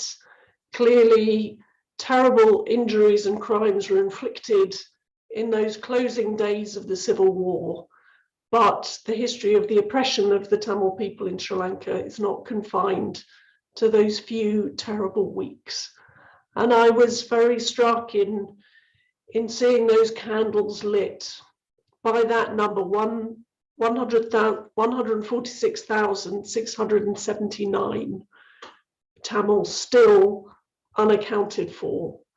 That is a terrible tragedy that so many families are left not knowing what happened to their relatives, to their friends, sons, daughters, fathers, mothers. And I feel a great sense of sadness that we are still seeing human rights abuses in Sri Lanka. And indeed, as the UN High Commissioner for Human Rights only relatively recently concluded, the human rights situation is actually deteriorating for Tamils, with increased involvement of the military in civilian life, the abandonment of commitments under UNHRC resolutions, and the reduced space for media freedom and democratic expression. I think that's a great shame, deeply worrying, after there was a time in Sri Lanka when it looked as if there was a hope for a better future. We've certainly seen a reversal in that. And so I very much hope that this fresh resolution recently agreed in Geneva will help turn the tide and take us closer to justice for the Tamil people as we remember the tragic events that occurred in Mullivaikkal in 2009. Thank you. Thank you, Right Honourable Theresa Villiers, and really appreciate your hard work as always. Next, we would like to invite Trichodi. Apologies. Next, we have Stephen Pushparaja from Norwegian Council of Elam Tamil. Anandaram. இப்பொழுது Norwegian council of Elam தமிழ்ஸ்ல இருந்து Steven Pushparaja அவர்கள் உரையாற்றுவார். அனைவருக்கும் எனது தமிழ் வணக்கங்களை முதற்கண் தெரிவித்துக் கொள்கின்றேன். இலங்கை தீவில் தமிழினத்திற்கு எதிராக பல தசாப்தங்களாக ஸ்ரீலங்கா அரசு மற்றும் அரச படைகளாலும் மேற்கொள்ளப்பட்டு வரும் திட்டமிட்ட தமிழின அழிப்பின் குறியீடாக அமைந்துவிட்ட மே 18 முள்ளிவாய்க்கால் நினைவேந்தல் 12வது ஆண்டை எட்டியுள்ளது. 21ஆம் நூற்றாண்டின் மனிதகுல வரலாற்றில் பெரும் கரையாகவே மாறிவிட்ட தமிழ் இன படுகொலையுடன் நேரடியாக தொடர்புபட்ட ராஜபக்ஷ தரப்பினரே ஸ்ரீலங்காவில் மீண்டும் ஆட்சி அதிகாரத்தை அலங்கரித்துக் கொண்டிருக்கின்றார். 2009 மே 18ற்கு முன்பாக நேரடியாக முன்னெடுக்கப்பட்ட தமிழ் இன அழிப்பு செயற்பாட்டை இப்பொழுது மறைமுகமாக பல்வேறு வழிகளிலும் முழு வீச்சுடன் முன்னெடுத்து வருகின்றனர். அரச கட்டமைப்புகளையும் திணைக்களங்களையும் அமைச்சுக்களையும் முன்னணி படை சக்திகளாக வலுப்படுத்தி இச்செயற்பாட்டினை கச்சிதமாக முன்னெடுத்து வருகின்றது சிங்கள பேராதிக்கம். தமிழர்களின் மரபு வழி தாயகமான வடகிழக்கில் தமது தலைவிதியை நாமே தீர்மானிக்கும் சுய நிர்ணய உரிமையுடன் ஈழத் தமிழர்கள் ஒரு தேசிய இனமாக வாழும் நிலையை உருவாக்குவது என்ற இலட்சியத்தில் சமரசம் செய்யும் உரிமை எவருக்குமே இல்லை என்பதை இடித்துரைத்து கூறுகின்றோம்.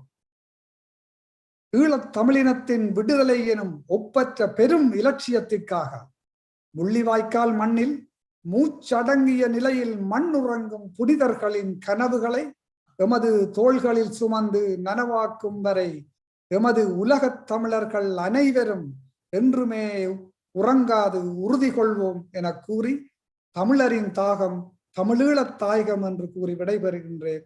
நன்றி. Thank you, Mr. Stephen Pushparaja. Next, we have Tiruchodi, Chairperson from France Council of Elam Tamils. Anandavan. இப்பொழுது பிரான்ஸ் கவுன்சில் ஆஃப் ஈழம் தமிழ்ஸிலிருந்து சேர்பர்சன் திருச்சோடி அவர்கள் உரையாற்றுவார்.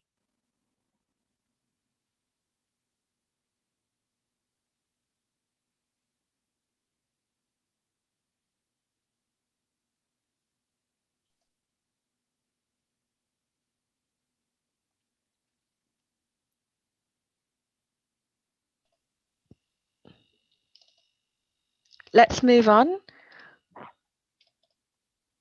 Next, we have Krish Govindar, the President of Solidarity Group for Peace and Justice in South Africa. இப்பொழுது SGPJ என்ற president Chris Govindar அவர்கள் உரையாற்றுவார்.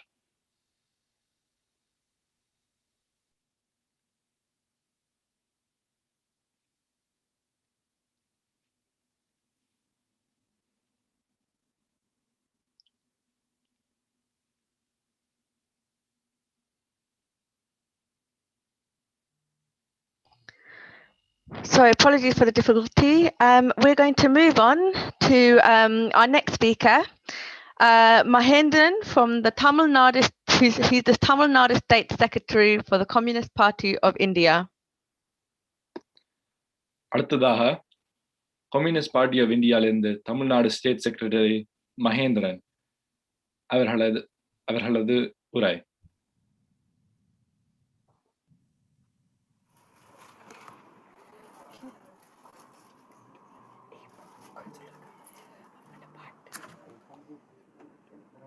அண்மையில் உலக வரலாற்றில் எங்குமே நடைபெறாத ஒரு கொடுமை. தமிழ் மக்கள் முள்ளிவாய்க்காலிலே நிறுத்தப்பட்டு 4 புறமும் பீரங்கிகளாலும் துப்பாக்கிகளாலும் சுட்டு தள்ளப்பட்டு வானிலிருந்து குண்டுகள் பொழிய துடிக்க துடிக்க மரணமுற்ற பல லட்சம் மக்கள் மரணமுற்ற ஒரு கொடிய நாள்தான் 12 ஆண்டுகளுக்கு முன்பு அந்த முள்ளிவாய்க்காலிலே நிகழ்ந்தது. இந்த நினைவை எப்படி நம்மால் மறக்க முடியும்? உலக தமிழ் மக்களாலும் மனிதநேயம் கொண்டவர்களாலும் இதை மறக்கவே முடியாது என்கின்ற ஒரு நீண்ட போராட்டத்திலே இன்று இலங்கை அரசு குற்றவாளி கூண்டிலே நிறுத்தப்பட்டிருக்கிறது. ஆனால் குற்றவாளி கூண்டிலே நிறுத்தப்பட்டிருக்கக்கூடிய இலங்கை அரசு தன்னுடைய தவறை கொஞ்சம் கூட உணர்ந்ததாக தெரியவில்லை. மேலும் மேலும் இன அழிப்பை மிக தீவிரப்படுத்திக் கொண்டே இருக்கிறது. பல்லாயிரக்கணக்கான தமிழ் மக்கள் பெரும் பாதிப்பில் இருக்கிறார்கள். இறந்து போனவர்களுடைய உறவினர்கள் கூட அழக்கூடாது என்கின்ற உத்தரவை போல இறந்து போனவர்களுக்காக மரணமுற்றவர்களுக்காக மக்களால் கட்டி எழுப்பப்பட்ட முள்ளிவாய்க்கால் நினைவகம் இடித்து தரைமட்டமாக்கப்பட்டிருக்கிறது என்ற வேதனை செய்தியும் கிடைக்கின்றது. எனவேதான் ஒரு புதிய போராட்டத்தை, உலக சமூக மக்களை ஒன்று திரட்டக்கூடிய ஒரு போராட்டத்திலே இன்று நாம் ஈடுபட வேண்டும். இறந்து போன அந்த மக்களின் பெயரால் அதற்கான சபதத்தை நாம் ஏற்க வேண்டும். கண்ணகி அவளுடைய நியாயம் என்பது எப்படி உறுதி மிகுந்த ஒரு போராட்டமாக மாறியதோ, கையில் சிலம்போடு புறப்பட்டு நீதியை நிலைநாட்டினாலோ, அதே போல முள்ளிவாய்க்கால் படுகொலை என்கின்ற அந்த பெரிய உலகம் தழுவிய அந்த கொடுமையை எதிர்த்த நம்முடைய குரல்கள் ஒவ்வொரு நாடுகளிடமும், ஒவ்வொரு நாட்டு மக்களிடமும், அதன் அரசாங்கத்திடமும், அதன் நாடாளுமன்றங்களிடமும் அது எதிரொலிக்க வேண்டும். அனைவரையும் ஒன்று திரட்டி நியாயத்தை பெற வேண்டும். குற்றவாளிகள் தண்டிக்கப்பட வேண்டும். ஆயிரம் ஆண்டுகளாக அந்த மண்ணிலே வாழ்ந்த மக்கள் தங்களுடைய உரிமையை மீண்டும் பெற்று, ஈழத் தமிழ் மக்கள் தன்னுரிமை பெற்று, தனக்கான உரிமை என்ன என்பதை தானே நிர்ணயம் செய்து கொள்ளக்கூடிய அந்த குடிமை சமூகமாக மாறுவதற்கு நாம் அனைவரும் ஒன்று திரண்டு இந்த நாளில் உறுதிமொழி ஏற்க வேண்டும். இறந்து போன, மரணித்து போன அந்த மாபெரும் மனிதர்களின் கனவுகளை ஈடேற்ற, இதய கனவுகளை ஈடேற்ற இந்த நாளிலே நாம் சபதம் ஏற்போம் என்பதை இந்திய கம்யூனிஸ்ட் கட்சியின் தமிழ் மாநில குழுவின் சார்பாக உங்களிடம் நான் தெரிவித்துக் கொள்கிறேன். நன்றி, வணக்கம். Please make. Thank you. Next, we have Sir Ed Davey, who's a leader of the Liberal Democrats. He is a member of the Parliament for Kingston and Surbiton, former Secretary of State for Energy and Climate Change for United Kingdom. Sir Ed Davey has visited to UNHRC many times and been a strong supporter in our Tamil cause. Anandam.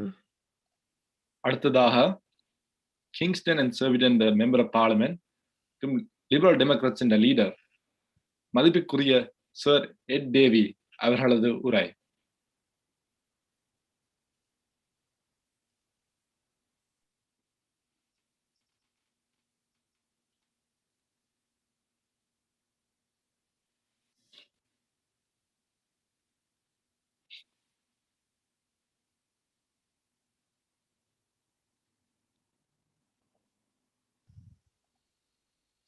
We shall come back to Sir Ed Davies' important and very important crucial message.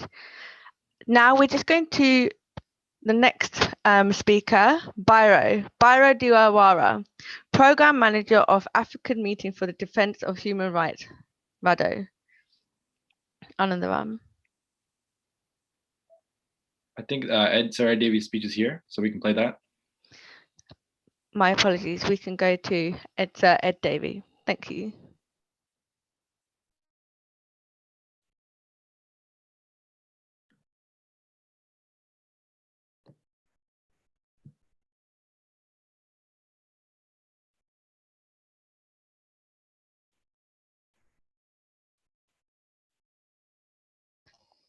I'm afraid we can't hear the video. There's no sound.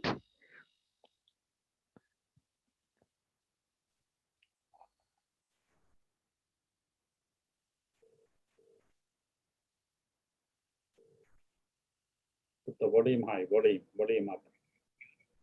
Volume on the computer loud. Okay. Unmute, please.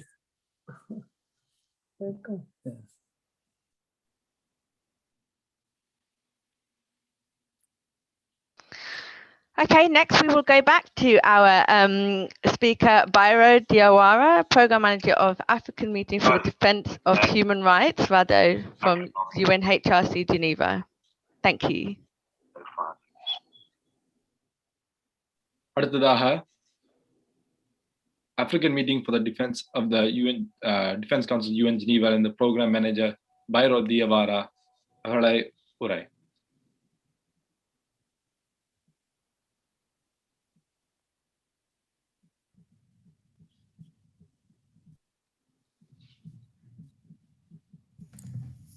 Dear friends, colleagues, brothers and sisters, ladies, gentlemen, allow me to express my solidarity, my sympathy to the Tamil people for a year of suffering, injustice, inequity, racism, exclusion, and humiliation of which they have been victims in their own countries in recent decades. No one chooses to leave their own country to go into exile forever. However, this year we are celebrating the 15th anniversary of adoption of Resolution 4414 on responsibility to protect population from genocide, war crimes, ethnic cleansing, and crimes against humanity after 12 years of violence, and which has concerned the Durban Review Conference on Racism. Family affected by the Sri Lanka conflict are still waiting justice. Dear lovely friends, we are told about reconciliation, but we see no concrete action taken by Sri Lanka authorities against the main military and civilian officials responsible for serious massive violation of human rights, international humanitarian law, war crimes, and crimes against humanity.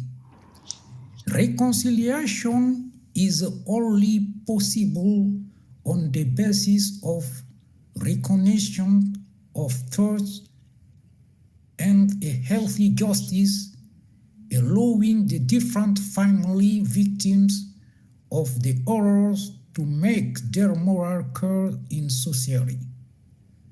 We are all responsible for doing nothing to protect Tamil people from the barbarity of ethnic cleansing. It is time for the international community to take responsibility for ending impunity in Sri Lanka. How long would it take for the Tamil diaspora community to return home freely to their ancestral land? This sad day of commemoration of human tragedy of Mullivaikkal will forever be etched in the dark pages of the collective memory of Sri Lanka. We would like to pay a moving tribute to the civil society of Tamil diaspora and their international partner for their commitment and determination to fight impunity in order to bring justice to the victims. Let us stand up and unite for the triumph of justice, for peace, respect, and dignity. Let us live together in harmony in peace, love, and tolerance. I thank you for your kind attention. God bless you. Thanks for your strong words, Bairadwara. Next up, we have a nice video from Melissa Dring, who's a campaign director for the Sri Lanka Campaign for Peace and Justice. Another one. அடுத்ததாக Sri Lanka campaign for peace and ஜஸ்டிஸின் campaign director Melissa Dring அவர்களது உரை.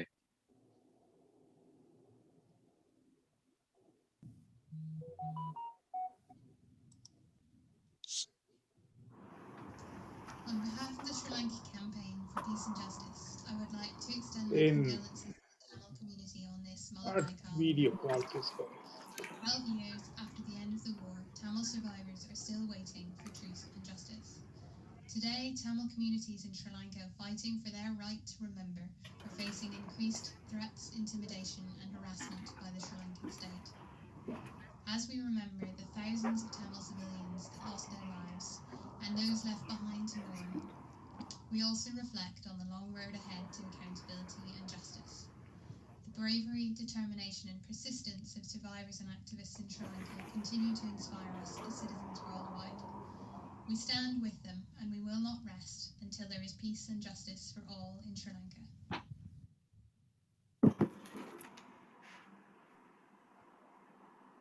Thank you, Minister Dring. Apologies for the technical sound on our side. Next up, we have Anandaradha Mittal, Executive Director from Oakland Institute. அடுத்து வருவது Auckland இன்ஸ்டிடியூட்லேருந்து executive director Anuradha மித்தால் அவர்களது உரை.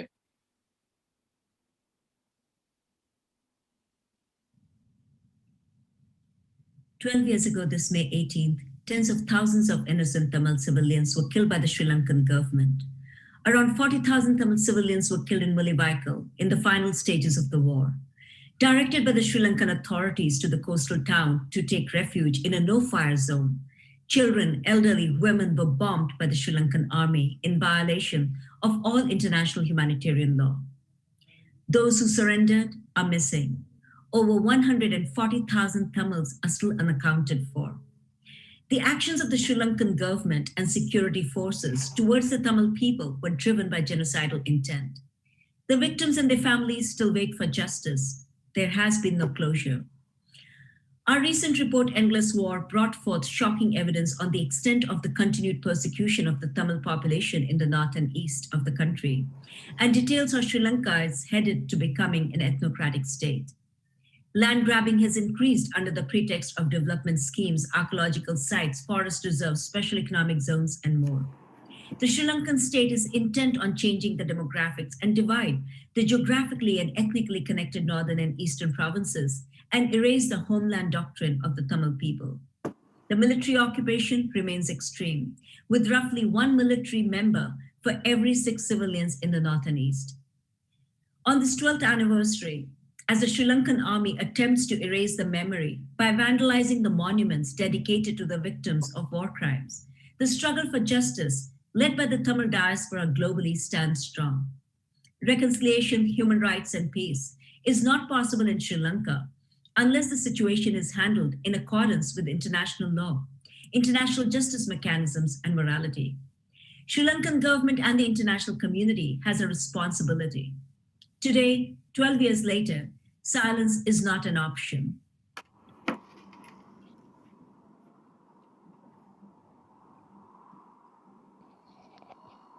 Thank you, Anuradha Mittal. Next up, we have Kay Balu. Kay Balu is a Communication Director from Mullivaikkal Kadachi. அடுத்ததாக பட்டாளி மக்கள் கட்சியின் communication director K Balu அவர்களது உரை.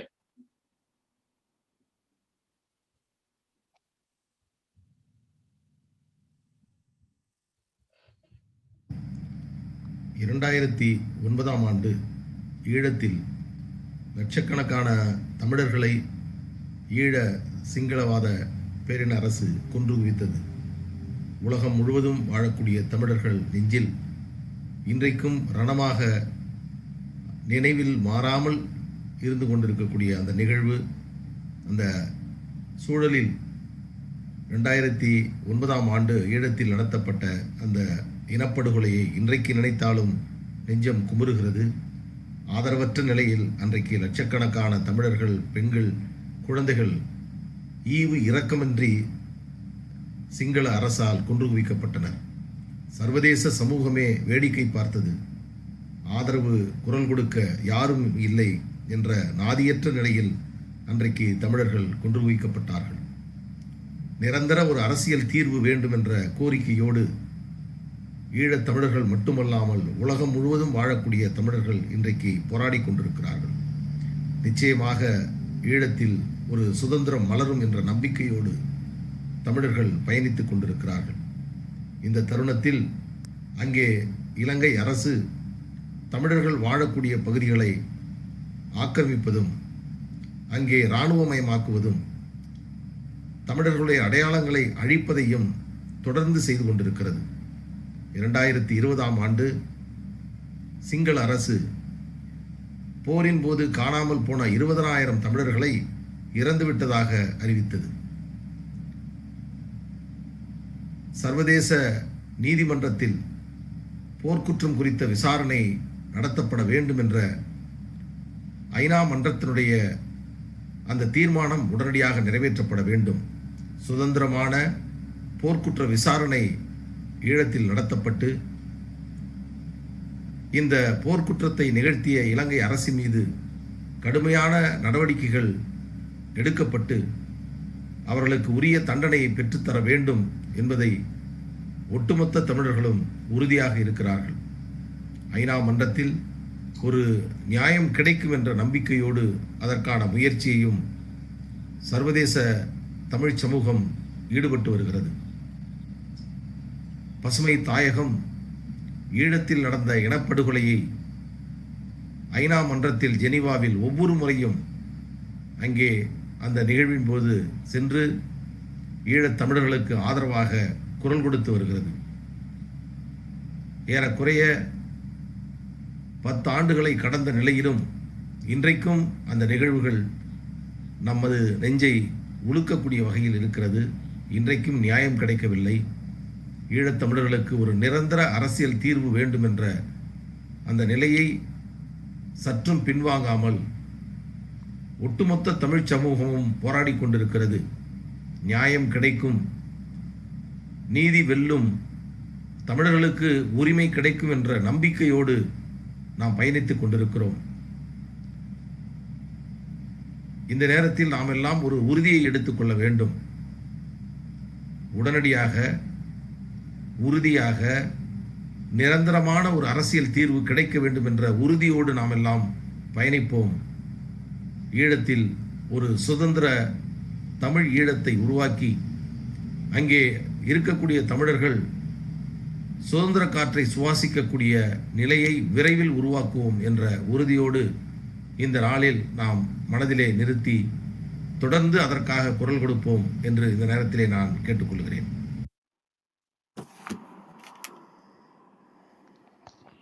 Strong message from K. Balu. Next, we're going to retry a profound message from Sir Ed Davey. அடுத்ததாக sir Ed Davey அவர்களது உரை.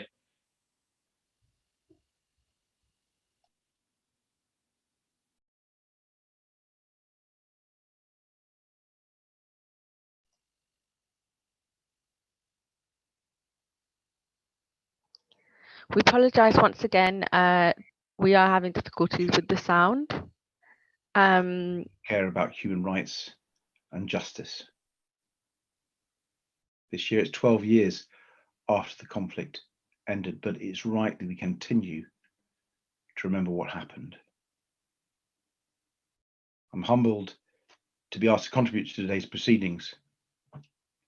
And I know we're all remembering the Tamil men, women, and children who were killed in the Civil War, particularly those killed in the last few weeks of the Civil War, and those who were widowed, who disappeared, who still bear the scars, the injuries of what happened.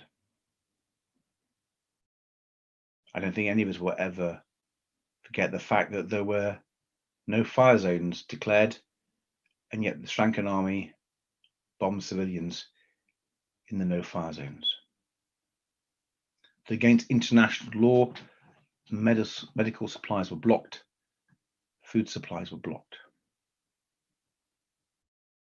When you see what happened in the context of the history of Sri Lanka, go back to the pogroms of 58, 77, 81, 83, and of course the Civil War, you realize that what happened at Mullivaikkal was part of a approach by the Sri Lankan state against the Tamil people.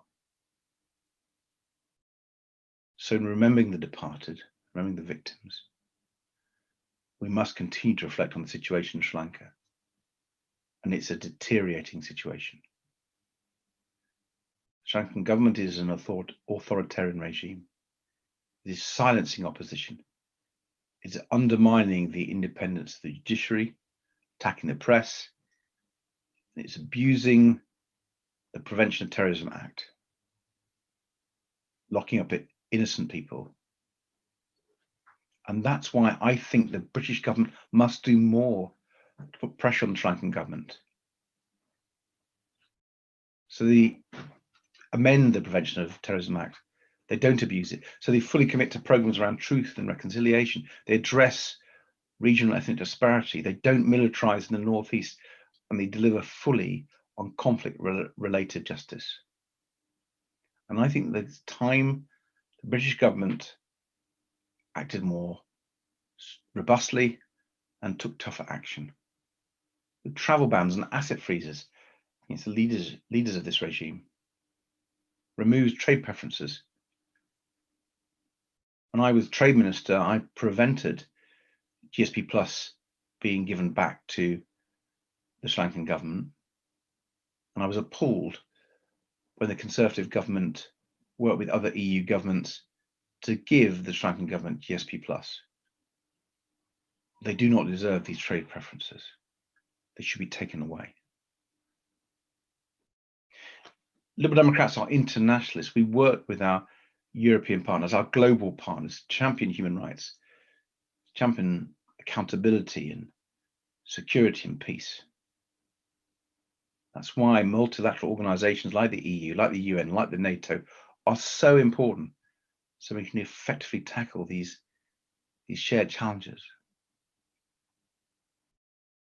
Of course, we've seen the Resolution 46/1 at the United Nations Human Rights Council passed on the 23rd of March.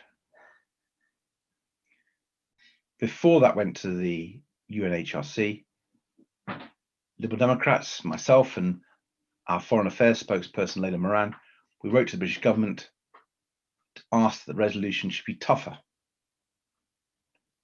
I get to say those requests were ignored. However, at least a resolution was created. And that resolution not only ramps up international monitoring and scrutiny of the human rights situation in Sri Lanka, but it also mandates the UN Human Rights Office to collect, consolidate, and preserve evidence for future prosecutions, and to make recommendations to the international community on steps they can make to deliver on justice and accountability. And for all its weaknesses, we need to campaign to make sure it is implemented in full by the whole international community. The British Tamil Forum, for example, is right to note that because the Sri Lankan government arrests those in communication with banned individuals or groups, this mechanism is not as effective as it should be and could be. But we need to make it work as best we can. So I will continue to work with my Tamil brothers and sisters and continue to work with you to put pressure on both the Sri Lankan government so that it actually meets its human rights obligation to the Tamil people and gives justice for the Tamil communities, but also I want to put pressure on the British government to do far more. But today, in ending, my heart goes out to all those Tamil men, women and children who are still affected by the Mullivaikkal genocide. And I hope in campaigning for you, for justice, for accountability, can bring some comfort as we remember the 12th year, the end of the Sri Lankan Civil War. Nandri Vanakkam. A fantastic message from our long-time supporter, Sir Ed Davey. Next up, we have a message from Rajnish Kashyap, General Secretary and Director from Hindu Council UK. அடுத்து வருவது Hindu Council UK லேருந்து General Secretary / Director Rajnish Kashyap அவர்களது உரை.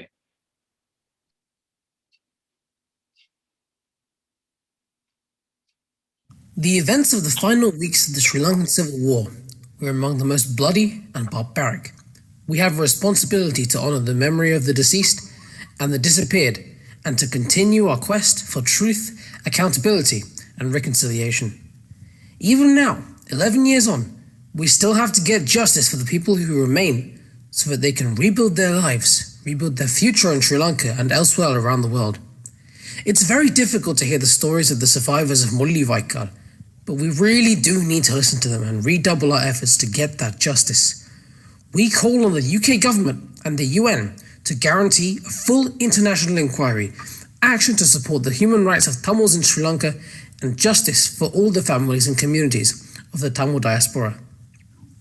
Today, we stand in remembrance and solidarity and urge the Sri Lankan government to provide full support to Tamil people seeking justice and put an immediate stop to all encroachment of their religious and heritage sites and marginalization of them in the northeast of Sri Lanka. Best wishes, Rajnish Kashyap, General Secretary/Director of the Hindu Council, UK.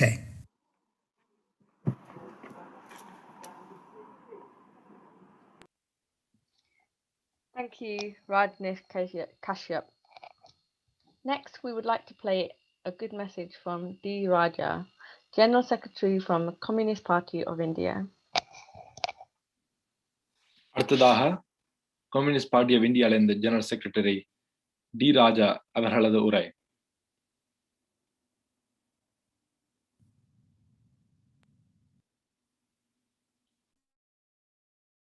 Comrades, at the outset, on behalf of the Communist Party of India, I convey our revolutionary greetings and message of solidarity to the Tamil people living in Sri Lanka, to the Tamil people who have migrated and living across the world. And with a great pain in my heart, I speak to you on the occasion of the 12th Remembrance Day of Mullivaikkal Genocide. As a member of Indian Parliament, I raised this issue on several occasions. I drew the attention of Indian Parliament. I drew the attention of the entire nation. The issue, the Tamil issue in Sri Lanka, the Tamil question in Sri Lanka, became one of the national concerns in our country, India. In fact, I pointed out that India being the close neighbor, India knows what is happening in Sri Lanka, what happened in Sri Lanka during the war. When I say war, it is not just a war on LTTE. It was a full-fledged war on Tamil people in Sri Lanka. And the Mullivaikkal remains to be the biggest tragedy after World War II. Thousands of Tamil people were killed, massacred. It was genocide, and thousands of Tamil youth, they were taken away, they were killed, and even today, thousands of women, Tamil women in Sri Lanka are living like widows, semi-widows. They do not know what happened to their husbands or fathers or brothers, and children were massacred. The Sri Lankan army took over the lands of Tamil people. Even now, the Sri Lankan army is unleashing brutality on Tamil people. Very recently, the Mullivaikkal memorial was damaged, and some time back, the memorial at Jaffna University was damaged, and the army is controlling the very Tamil area, and they have snatched all the human rights, democratic rights of Tamil people. After all, Tamil people are part of Sri Lanka, and they are the citizens of the country, but they do not have any equality. They do not have any fundamental right. They do not have any democratic right. And all these questions I did raise in Parliament, and the war, the crimes, horrific crimes took place, and the war criminals are not being exposed and brought to justice. These Tamil people have not got any justice. They have not got any safety. They have not got any dignified living in the island nation. And very recently, UNHRC adopted a resolution. When that resolution was under debate, on behalf of the CPI, Communist Party of India, I wrote to our Prime Minister, Government of India. I asked Government of India to take an unambiguous position in support of that resolution. But the Government of India has remained neutral and it abstained in the voting. But immediately there were telephonic messages to our Prime Minister and Government of India, the rulers in Sri Lanka, the Rajapakshas, they were congratulating India for its support to Sri Lanka. That means what? Government of India, in a way, betrayed the Tamil people, Tamil cause, and I criticize strongly this thing. So now the situation is we cannot keep quiet, and we have to build strong public opinion. We will have to build strong international communities opinion and support in India.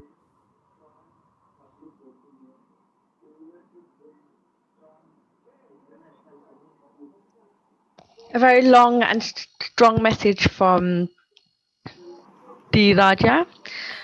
We would like to move on to the Chaudhary.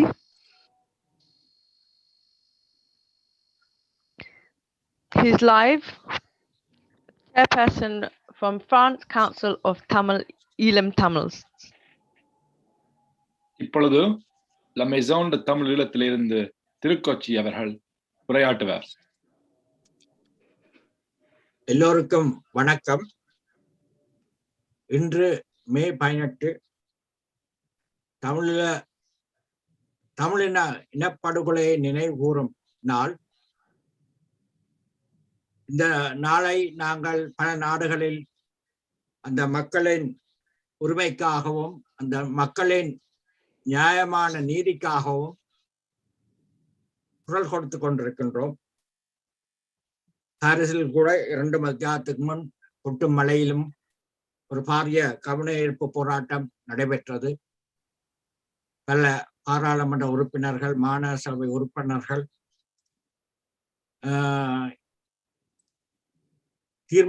பல தீர்மானங்கள் நிறைவேற்றி மக்கள் முன் எடுத்துரைத்தார்கள். 12 வருடங்கள் நமக்கான நீதி வேண்டி நாங்கள் போராடி கொண்டிருக்கின்றோம். முள்ளிவாய்க்காலில் நாங்கள் இழந்தது 1000. இந்த முள்ளிவாய்க்கால் என்ற காலம் வரும்போது எனக்கு ஒரே ஒரு செய்தி, ஒரு கடந்த கால வாழ்க்கையில் கடந்து வந்த ஒரு பாதை நினைவுக்கு வரும். எனது சகோதரன் 10 வயதாக இருக்கும்போது 83 கலவரத்தின் போது அவர்கள் இடம்பெயர்ந்து இந்தியா வந்திருந்தார்கள். நான் பிரான்சிலிருந்து இந்தியாவுக்கு சென்றிருந்தேன். அப்போது என்னுடைய கடைசி தம்பிக்கு 10 வயது. அந்த 10 வயது சிறுவன் அந்த நேரத்தில், அந்த காலத்தில் சொன்ன ஒரே ஒரு வார்த்தை, எமது இந்த போராட்டத்தை நாங்கள் தொடர்ச்சியாக எடுத்து செல்வோம். இந்த போராட்டம் தமிழருக்கான விடுதலை போராட்டம் என்பது இன்றுடன் நின்று விடுவதில்லை. அதாவது 83 காலப்பகுதியில் அந்த 10 வயது சிறுவன் சொன்னது இன்றும் நினைவிருக்கிறது. அந்த சிறுவன் தனது 12வது வயதில் வீட்டை விட்டு வெளியேறி விடுதலை போராட்டத்துடன் தன்னை இணைத்துக் கொண்டான். மே 16, 2009 தனது கனவை அடையாமல் இலங்கை அரசு போட்ட ஆர்டிலரி குண்டுகளில் அவனும் பலியானதில் ஒருவன். அந்த சிறுவனின் ஆசை கனவு 10 வயதில் இருக்கும் போது அந்த மண்ணில் அந்த 10 வயதில் அந்த மண்ணில் எவ்வாறு ஒரு சிறுவனுக்கு அவ்வாறான ஒரு சிந்தனை வரும் என்பதை நாங்கள் புரிந்து கொண்டு அவன் மே 16, 2009 அந்த களத்தில் தனது கனவை நனவாக்க முடியாமல் விழுந்த போது அந்த போராட்டத்தை தான் நாங்கள் இன்று தொடர்ச்சியாக நடாத்தி கொண்டிருக்கின்றோம் என்றதுதான் என்னுடைய பார்வை. அந்த மக்கள், அந்த மண்ணில் பல்லாயிரக்கணக்கான மக்கள் அதே கனவுடன் வாழ்ந்து அழிக்கப்பட்டார்கள். ஒரு இனப்படுகொலைக்கு உள்ளாக்கப்பட்டார்கள். திட்டமிட்ட ஒரு இனப்படுகொலைக்கு உள்ளாக்கப்பட்டார். அதற்கான விடை என்ன? அதற்கான தீர்வு என்ன? இதுதான் எங்களுடைய இன்று முக்கியமாக இருக்க வேண்டிய ஒரு கேள்வி. இதற்கான பதில் எங்கே இருக்கின்றது? தாயத்தில் சில அரசியல்வாதிகள் அங்கே இனப்படுகொலை நடக்கவில்லை என்று கூறுகின்றார்கள். அண்மையில் பிரான்ஸ் அரசு கூட எங்களுக்கு அனுப்பிய கடிதத்தில் இலங்கையில் இனப்படுகொலைக்குரிய எந்தவித சாட்சியங்களும் தங்களிடம் இல்லை என்று கடிதம் மூலமாக கூறியிருந்தார்கள். இந்த கேள்வியின் முன்தான் நாங்கள் கேட்க வேண்டிய ஒரே ஒரு கேள்வி, இலங்கையில் திட்டமிட்டு, இலங்கை சுதந்திரம் அடைந்த காலத்திலிருந்து திட்டமிட்டு பல தாக்குதலுக்குள்ளாகி ஆயுத போராட்டத்துக்கு முன்பாகவே திட்டமிட்டு அளிக்கப்பட்டது ஒரே ஒரு இனம்தான், அது தமிழர்கள், தமிழ் பேசும் மக்கள். இலங்கையின் இனவாத ஆட்சிக்கு தொடர்ச்சியாக இன்று வரை பாதிக்கப்பட்டு கொண்டு இருப்பவர்களும் தமிழர்கள் தான். ஆகவே இந்த இன அழிப்பை, எத்னிக் கிளீன்சிங் என்று சொல்லும் வசனத்தை நாங்கள் எவ்வாறு சித்தரிப்பது? ஏன் தாயத்தில் இருக்கும் புத்திஜீவிகள், அறிவுஜீவிகள், இந்த உலகம் இலங்கையில் தொடர்ச்சியாக ஒரு இனம்தான் தாக்கப்படுகின்றது, தமிழ் பேசும் மக்கள், தமிழர்கள் தான் தாக்கப்படுகின்றார்கள். இதை எவ்வாறு இந்த உலகத்துக்கு நாங்கள் புரிய வைப்பது? இதுதான் எங்களுக்கு முன் இருக்கும் சவால். இந்த சவாலை நாங்கள் எடுத்து கூட்டாக நாங்கள் செயல்பட வேண்டும். இந்த கூட்டு என்று வரும்போது எங்களுக்கு பல சவால்கள் எங்களுக்கிடையே இருக்கின்றது. அந்த சவால்களையும் எதிர்கொண்டு தாயத்தில் பல கனவுகளுடன் உயிர் நீத்த அந்த மக்களுக்கு ஒரு தீர்வை பெற்றுக் கொடுப்பதாக இருந்தால் நாம் கூட்டாக செயல்பட வேண்டும். அந்த கூட்டு முயற்சியில் பல சவால்கள் நாங்கள் எதிர்நோக்கலாம்.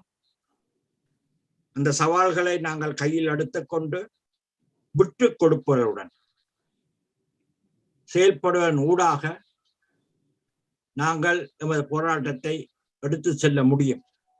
இந்த கருத்தைத்தான் இன்று நான் இந்த முள்ளிவாய்க்கால் நினைவேந்தல், அதாவது 12வது வருட முள்ளிவாய்க்கால் நினைவேந்தல் விடயத்தில் கருத்தாக உங்கள் முன் வைக்க விரும்புகின்றேன். நன்றி. Thank you to the Chaudhry uncle. Next, we have live Arul Radinam, General Secretary from Pasamathayagam. அனைவருக்கும் வணக்கம். தமிழ்நாட்டில் இருந்து செயல்படக்கூடிய பசுமை தாயகம் அமைப்பின் சார்பிலும் அந்த அமைப்பினுடைய நிறுவனர் மருத்துவர் ராமதாஸ் ஐயா அவர்கள் சார்பிலும் இந்த முள்ளிவாய்க்கால் தியாக நினைவு நாளில் அவர்களை நினைவு கூறுகிறோம். எங்களுடைய பசுமை தாய் அமைப்பானது மருத்துவர் ராமதாஸ் அவர்கள் நிறுவப்பட்டது. இந்த அமைப்புக்கு 2005ஆம் ஆண்டிலிருந்து ஐக்கிய நாடுகள் சபையிலே ஒரு கன்சல்டேட்டிவ் ஸ்டேட்டஸ் இருந்தது. 2009ஆம் ஆண்டு ஜனவரி மாதம் கிளிநொச்சியை புலிகள் இழந்த பிறகு எங்களுடைய நிறுவனர் இந்த விஷயத்தை ஐநா சபைக்கு கொண்டு செல்வதற்காக முயற்சி செய்ய வேண்டும் என்று எங்களுக்கு கூறினார்கள்.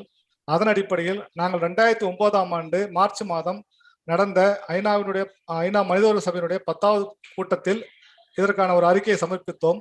அப்போதிலிருந்து நாங்கள் இந்த விவகாரத்தில் ஜெனீவாவில் இருக்கக்கூடிய ஐநா மனித உரிமை சபை மூலமாக எங்களால் முடிந்த பணிகளை நாங்கள் மேற்கொண்டிருக்கிறோம். 2009ஆம் ஆண்டு நடந்த இலங்கை மீதான சிறப்பு கூட்டத்தில் அப்போது பசுமை தாயகம் சார்பில் கனடாவை சேர்ந்த மருத்துவர் சாந்தகுமார் அவர்கள் அதில் பங்கேற்றார்கள். அப்போதிருந்து நாங்கள் இந்த விஷயத்தில் தொடர்ச்சியாக பல்வேறு ஈழத்தமிழ் அமைப்புகளை சேர்ந்தவர்களை பங்கேற்பதற்கான வேலைகளை செய்து கொண்டிருக்கிறோம். அந்த வகையில் ஒரு சர்வதேச சமூகத்தில் இருக்கக்கூடிய தமிழர்களுக்கும் ஈழத்தமிழ் அமைப்புகளுக்கும் சில வேண்டுகோளை நாங்கள் வைக்க விரும்புகிறோம். முதலாவதாக, நாம் இந்த விவகாரத்தை ஈழத்தமிழர்கள் நீதிக்கான போராட்டத்தை ஒரு பன்னாட்டு அரங்கத்தில் வைத்திருக்க வேண்டியது முக்கியமாகும். எனவே அந்த வகையில் இந்த நம்முடைய நீதிக்கான போராட்டத்தை, ஈழத்தமிழருக்கான போராட்டத்தை இப்போதைக்கு நாம் ஐநாவுடைய பொதுச்சபைக்கோ அல்லது ஐநா பாதுகாப்பு சபை செக்யூரிட்டி கவுன்சிலுக்கோ கொண்டு செல்ல முடியாத நிலைமை இருக்கிறது. அவ்வாறு கொண்டு சென்றால் கூட அங்கு ஒரு வெற்றிகரமான தீர்மானத்தை கொண்டு வருவதற்கான வாய்ப்பு இல்லை. எனவே இன்றைய சூழலில் இந்த பிரச்சனையை தொடர்ச்சியாக ஐநா மனித உரிமை சபையிலே நாம் எடுத்து செல்ல வேண்டும். ஏனென்றால் இப்போதைக்கு ஒரு பன்னாட்டு அரங்கிலே நாம் ஈழத்தமிழர் நீதிக்காக பேசக்கூடிய ஒரே இடம் ஐநா மனித உரிமை சபை மட்டும்தான். இந்த பன்னாட்டு அவையை நாம் புறக்கணித்து விட்டால், பல சொல்வது போன்று ஐநா மனித உரிமை சபையிலிருந்து இதை வெளியேற்ற வேண்டும், வெளியேற வேண்டும், அங்கே பேசக்கூடாது என்கிற கருத்தை நாம் ஏற்றுக்கொள்வோமானால் நமக்கு எந்த ஒரு வேறு பன்னாட்டு அரங்கும் இருக்காது. இதனை ஒரு மல்டிலேட்டரல் ஃபாரத்தில் பேச வேண்டும் தவிர நாடுகளுக்கு இடையே பேச முடியாது. எனவே முதலாவதாக நாம் எல்லோரும் புரிந்து கொள்ள வேண்டியது, ஜெனீவாவில் இருக்கக்கூடிய ஐநா மனித உரிமை சபையில் இந்த விவகாரம் தொடர்ந்து வலிமையாக எழுப்பப்பட வேண்டும். அதுதான் நமக்கு இப்போது இருக்கக்கூடிய ஒரே இடம் என்கிற கருத்தை நான் உங்களுக்கு கூற ஆசைப்படுகிறேன். இரண்டாவதாக நான் கூற வரும்போது, ஈழத்தமிழர்கள் நீதி என்பது உலகின் ஒட்டுமொத்த அரசுகளுடைய நீதி ஆதரவையும் பெற வேண்டிய ஒரு விவகாரம்.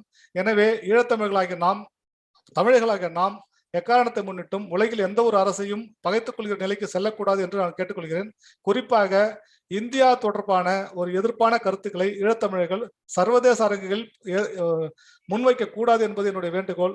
ஏனென்றால் இந்தியா மீதான குற்றச்சாட்டுகளை சென்னையில் இருக்கக்கூடிய தமிழக கட்சிகள் தொடர்ந்து வைத்துக் கொண்டிருக்கிறார்கள்.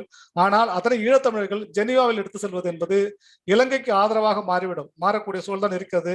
எனவே இந்தியாவில் யார் ஆட்சி செய்தாலும், எந்த ஆட்சி நடந்தாலும் ஈழத்தமிழர்கள் இந்திய அரசுக்கு ஒரு பகையான ஒரு சூழ்நிலை ஏற்படுத்தக்கூடாது என்று நான் கேட்டுக்கொள்கிறேன்.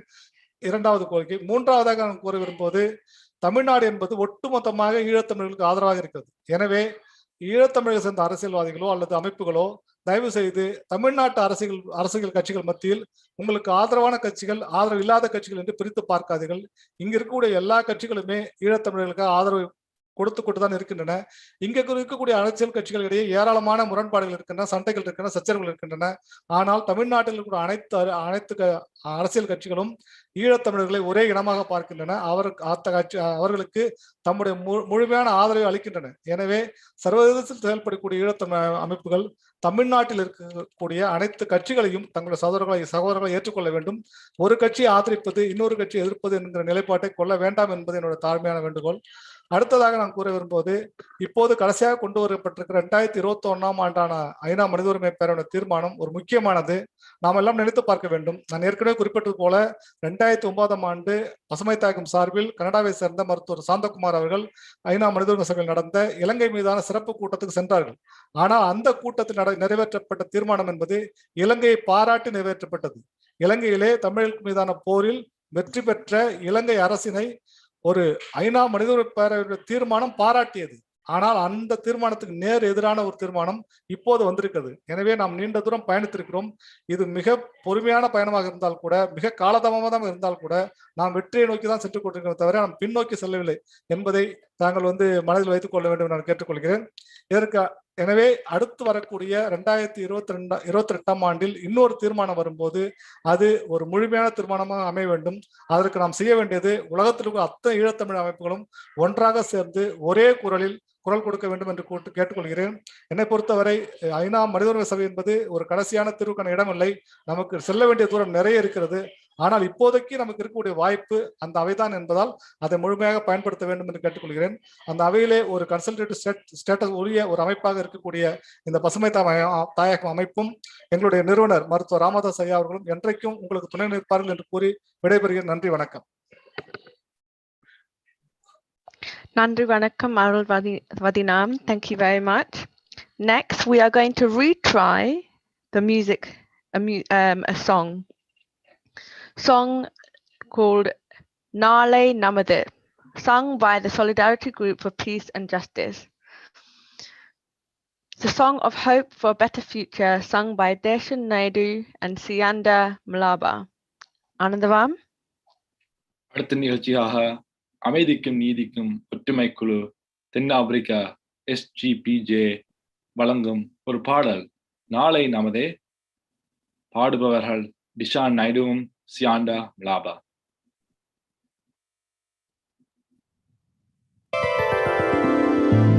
அன்பு மலர்களே, நம்பீரங்களே, நாளை நமதே, இந்த நாளும் நமதே. தரமும் உலகிலே இறக்கும் வரையிலே நாளை நமதே, இந்த நாளும் நமதே. தாய் வழி வந்து தங்கங்கள் எல்லாம் ஓர் வழி நின்றே நேர் வழி சென்றார் நாளை நமது. காலங்கள் என்னும் சோலைகள் மலர்ந்து காய்கனியாகும் நமக்கென வளர்ந்த நாளை நமதே, நாளை நமதே, நாளை நமதே, நாளை நமதே, நாளை நமதே.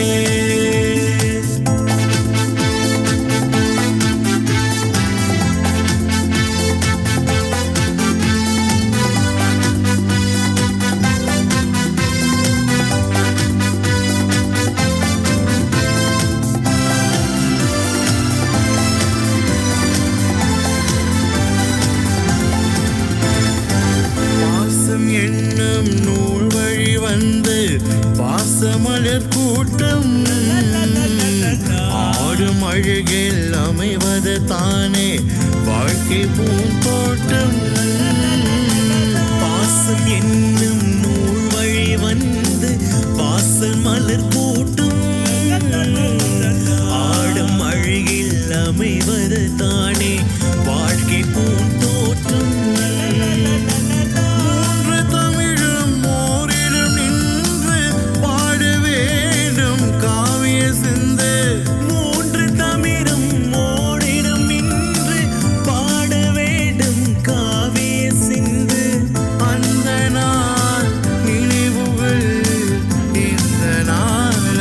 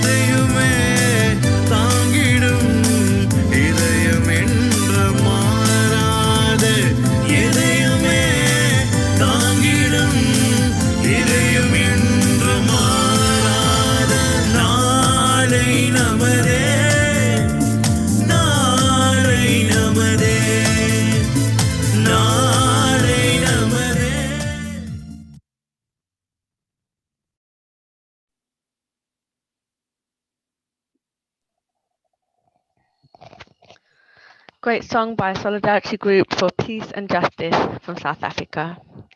Next, we have Gautaman, Director, Human Rights Activist. அடுத்ததாக ஹியூமன் ரைட்ஸ் ஆக்டிவிஸ்ட் கௌதமன் அவர்கள் உரை.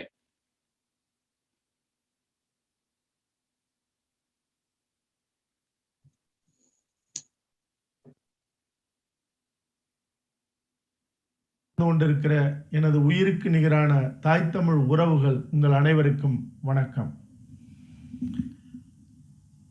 தமிழினம் மறக்க முடியாத, மறக்கக்கூடாத ஒரு நாள் மே 18. இலங்கை அதிகார வர்க்கம் உலகத்தின் பல வல்லரசு நாடுகளோடு சேர்ந்து நின்று வீரம் செறிந்த நம்மளுடைய தமிழீழ மண்ணில் கடைசி அந்த முள்ளிவாய்க்கால் இறுதி யுத்தத்தில் பதைக்க 1.5 லட்சத்துக்கு மேற்பட்ட நம்மளுடைய தமிழ் உயிர்களை, தமிழர் உறவுகளை பச்சை படுகொலை செய்த, இனப்படுகொலை செய்த கருப்பு நாள் மே 18.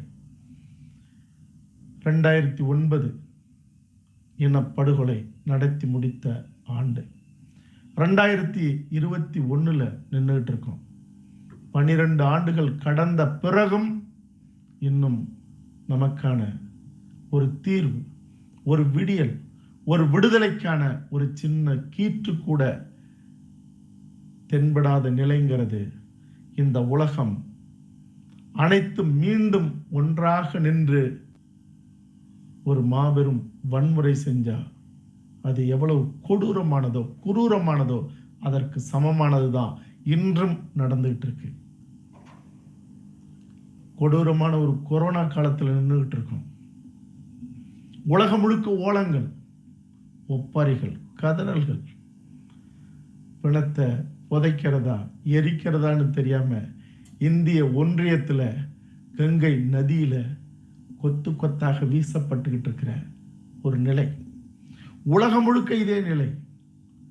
இன்னைக்கு உலகம் அமைதியா இல்லை. ஆனால் இதே தமிழீழ மண்ணில், முள்ளிவாய்க்கால் உலகம் அமைதியாக இருந்த காலகட்டத்தில் எங்கள் உயிருக்கு நிகரான தமிழர்கள், எங்கள் வீட்டு பிள்ளைகள், பெண்கள், பிஞ்சுகள், சின்னஞ்சிறு இதயம், அழகழகான அந்த கண்கள், அந்த விரல்கள் துள்ள துடிக்க கொத்து குண்டுகளுக்கு இரையாகி சிதறி இந்த முள்ளிவாய்க்கால் மணலெங்கும் விரவி அந்த நந்திக்கடல் செங்கடலாக மாறி உலகம் வேடிக்கை பார்த்தது. அப்பொழுது இந்த பூமி பந்தின் ஆதி இனம் தமிழினம் மட்டும் அலறிக்கிட்டு இருந்தது. ஆனால் இன்று உலகமே அலறுது. ஆனால் தமிழினம் இப்பொழுதும் தமிழர் அறம் கொண்டு துடிக்குது. மனித குலம் இதிலிருந்து மீண்டு வரணும்னு. என்னைக்காவது ஒரு நாள், இன்னைக்கு 3வது அலை, 4வது அலைகள்லாம் கடந்து கொரோனாவினுடைய குரூரம் 5வது அலையை நோக்கி உலகம் போய்கிட்டு இருக்கு. இந்திய ஒன்றியம் 2வது அலையிலேயே தத்தளிச்சு தடுமாறி செதஞ்சி சின்னாபின்னமாகிட்டு இருக்கு. ஏதோ ஒரு காலகட்டத்தில் கொரோனா ஒரு முடிவுக்கு வரும். ஆனால் 12 ஆண்டுகளுக்கு முன்பு பதைக்க இனப்படுகொலை செய்யப்பட்ட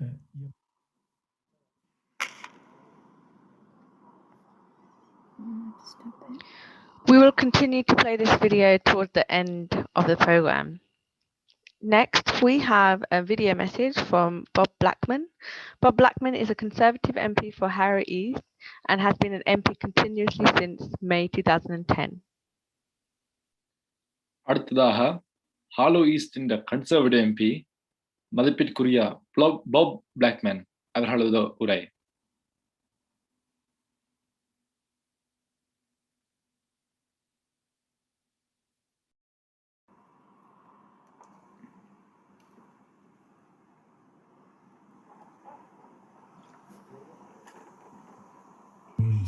Joining with Tamil friends across the world, and in particular, obviously in my constituency, in commemorating the 12th anniversary of the Mullivaikkal Genocide Remembrance Day.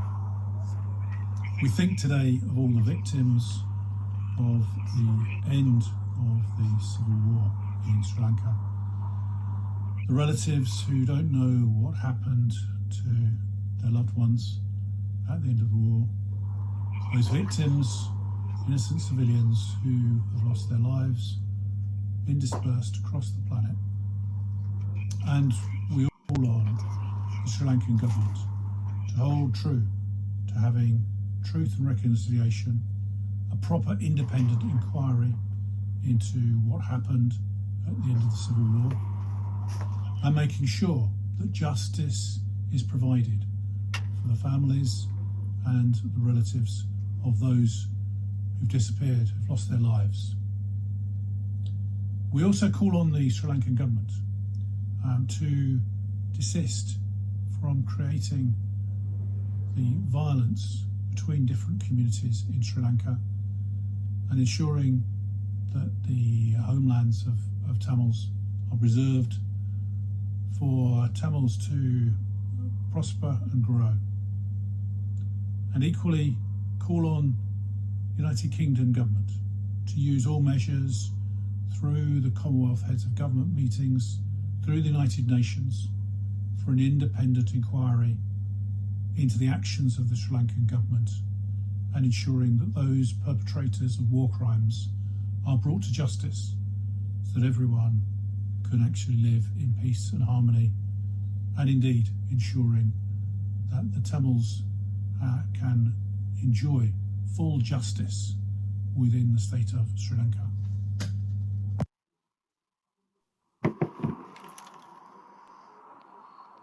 A good message from Bob Blackman. Next, we have a message from Sam Tarry. Sam Tarry is a Labour MP for Ilford South and has been an MP continuously since 2019. Underarm. அடுத்ததாக இல்பர்ட் south இந்த labour MP மதிப்பிற்குரிய சாம் Terry அவர்களது உரை.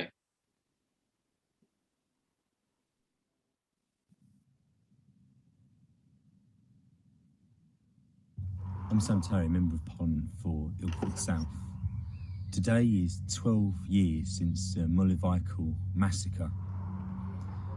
Tamils across Ilford and across the world will be marking this solemn occasion at a time when, in Sri Lanka, things are worsening for many Tamils. The actions of the Sri Lankan government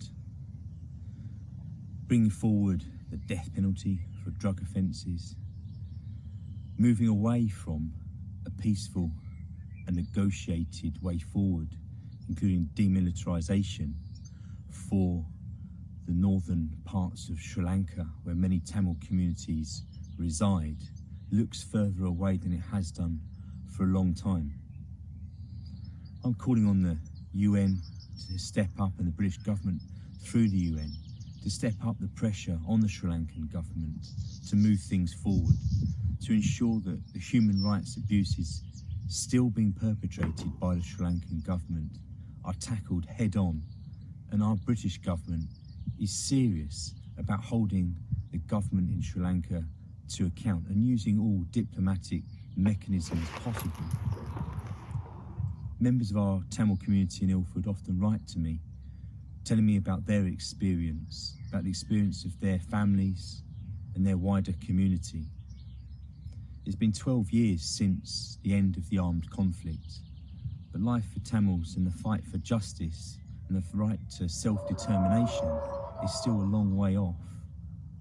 But rest assured, as the MP for Ilford South, the Tamil community and our local Tamil community, I'll be working incredibly hard to ensure that you have justice, self-determination, and that all of the religions and peoples that exist on the island of Sri Lanka are able to do so with a shared future, free from repression, free from human rights abuses, and free to have self-determination within that island.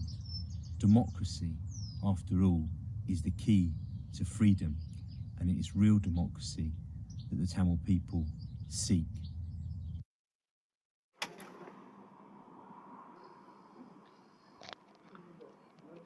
That's a touching message by Sam Terry. Next, we have Paul Murphy, an Irish Solidarity People Before Profit politician, member of the European Parliament for the Dublin constituency from 2011 to 2014. அடுத்ததாக European பார்லிமெண்ட்ல இருந்து Dublin கன்ஸ்டிடியூன்சியில இருந்து மதிப்பிற்குரிய போல் Murphy அவர்களை உரை.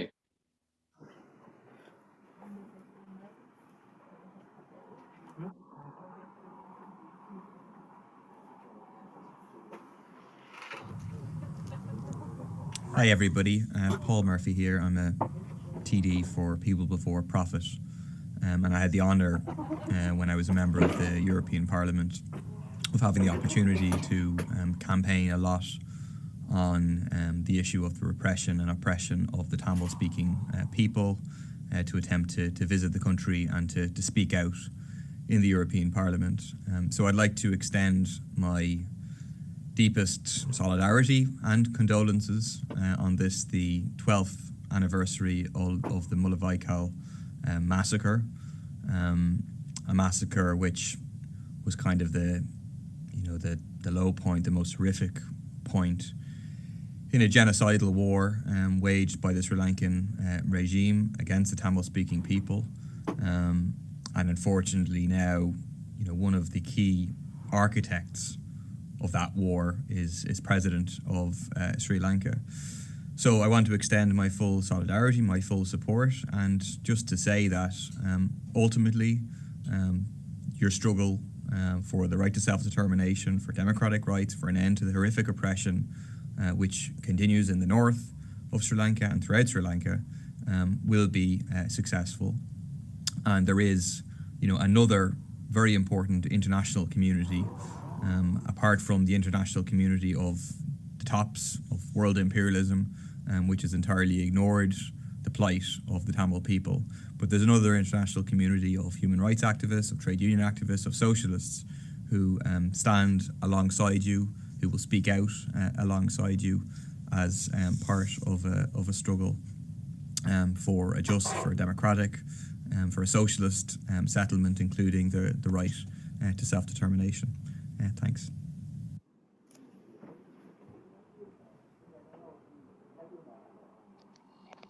Thanks, Paul Murphy. Next up, we have Wes Streeting. Wes Streeting is a Labour MP for Ilford North and has been an MP continuously since 2015. அடுத்ததாக Ilford நோர்த்ல இருந்து labour MP மதிப்பிற்குரிய west ஸ்ட்ரீட்டிங் அவர்களது உரை.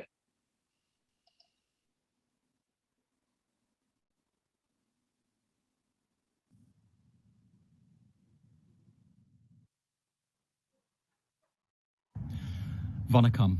As the Member of Parliament for Ilford North and a long-standing member of the All-Party Parliamentary Group for Tamils, I want to send a message to my Tamil constituents and the whole Tamil community as we once again mark Mullivaikkal and remember all of those people who suffered, died and went missing during those bloody, unspeakable events at the end of the Sri Lankan Civil War.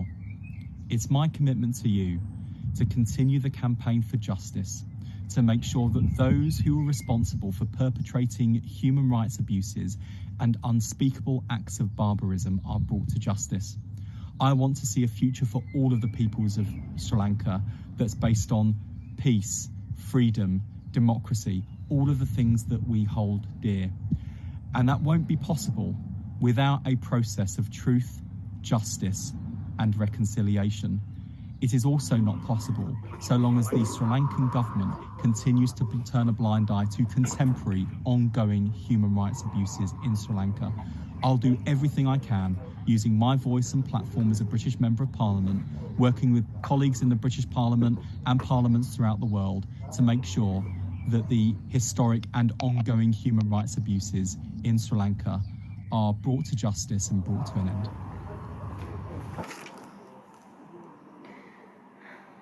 Thanks, Wes Streeting. That was a solid message. He's always accompanied us to our UNHR visit to Geneva. Anandavam. இதுவரை நேரமும் இணைந்திருந்த உறவுக்கும் இந்த முள்ளிவாய்க்கால் நினைவேந்தல் நிகழ்வில் நேரடியாகவும் காணொளி மூலமாகவும் செய்திகளை தந்தவர்களுக்கும் எமது மனமார்ந்த நன்றிகள். I'm grateful to have this opportunity to be able to speak in my mother tongue and represent all of those who have struggled and allowed me to be here. While the adults have been continuously fighting for the justice and prosperity of our people, I urge all of us in the next generation to learn from them and join the cause for a better tomorrow. We cannot let the history of the Sri Lankan Tamils die out with the current generation. We must take over and continue to share our story in the coming years. Thank you. Thank you, Anandaram. We must vow to encourage our communities and future generations to inspire and take responsibility to fight for self-determination and hold the Sri Lankan government accountable for their actions. We have an obligation to preserve and cultivate our Tamil heritage in our motherland and to seek justice for our ancestors and all the innocent civilians who have lost their lives. For far too long, we have been punished for our achievements and high caliber and pushed out of our country for no good reason. We as diaspora must unite together as one to move forward as one with one goal, and that is self-determination for our Tamil people. That concludes our formal part of today's Remembrance Day event. A massive thank you for all those who came together and participated in this difficult time. And thank you for those at home for joining us from all over the world. We will continue to play speeches from various political leaders from UK, Canada, and the rest of the world. Thank you.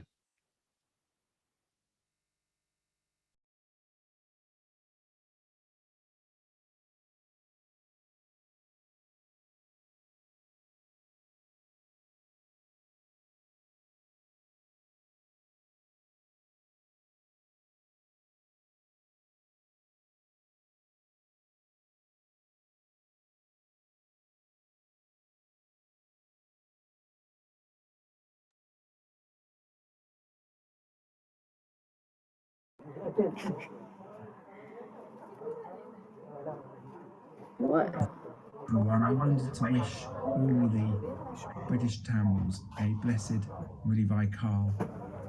We must remember the genocide. The Tamils have struggled, have suffered so much. That genocide has to be recognised internationally.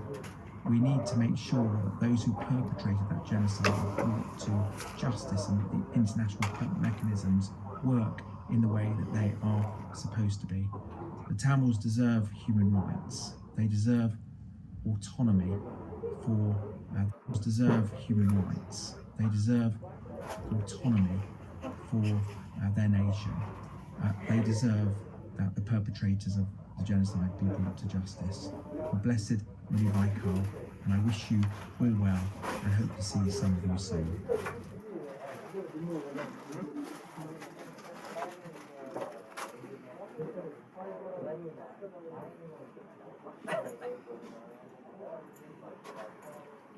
I got some kanji.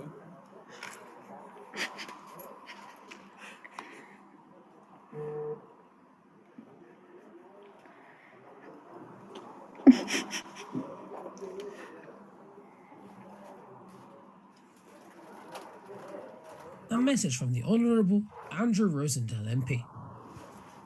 Andrew fully supports the British Tamil community and sends his best wishes for the Day of Remembrance.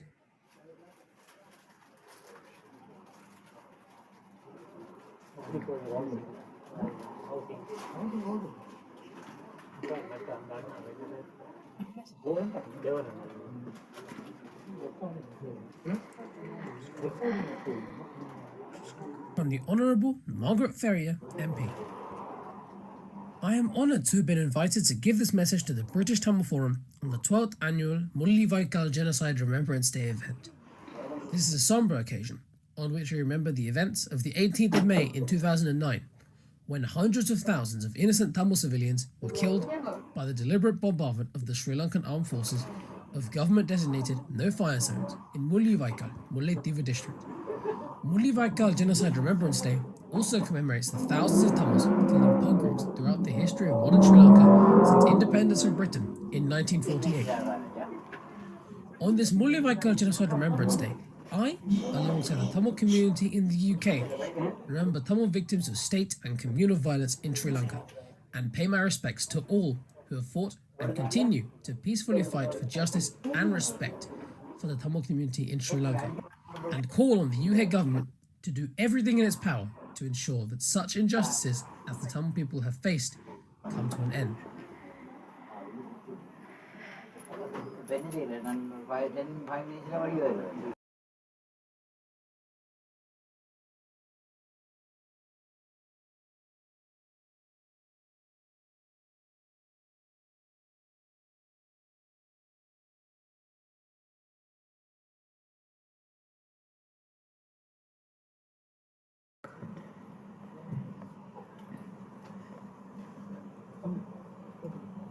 A message from the Honourable James Murray MP. On the 12th anniversary of Mullivaikkal, my thoughts are with the British Tamil community. I know members of the Tamil community in my constituency and beyond will be remembering the atrocities of the civil war in Sri Lanka. We must all take this moment to reflect, remember, and renew our commitment to seeking accountability and justice.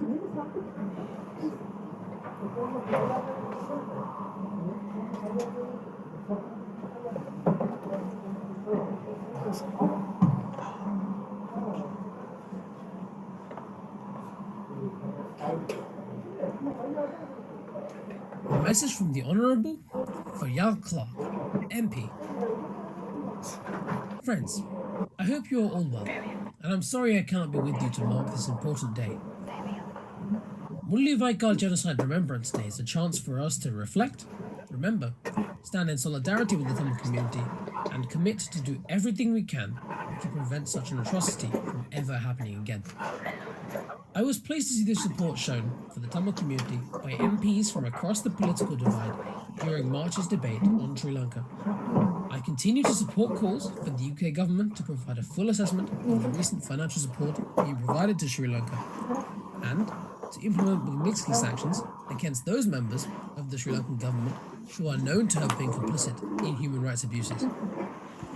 We cannot stand idly by while human rights abuses in Sri Lanka continue to be glossed over by this government, and we should not allow ourselves to become an outlier amongst our international allies by failing to act. Together with colleagues, I will continue to do everything I can to push for the UK to put human rights at the front and centre of our foreign policy approach towards and relationship with Sri Lanka, to ensure that an atrocity like the Mullivaikkal genocide is never repeated.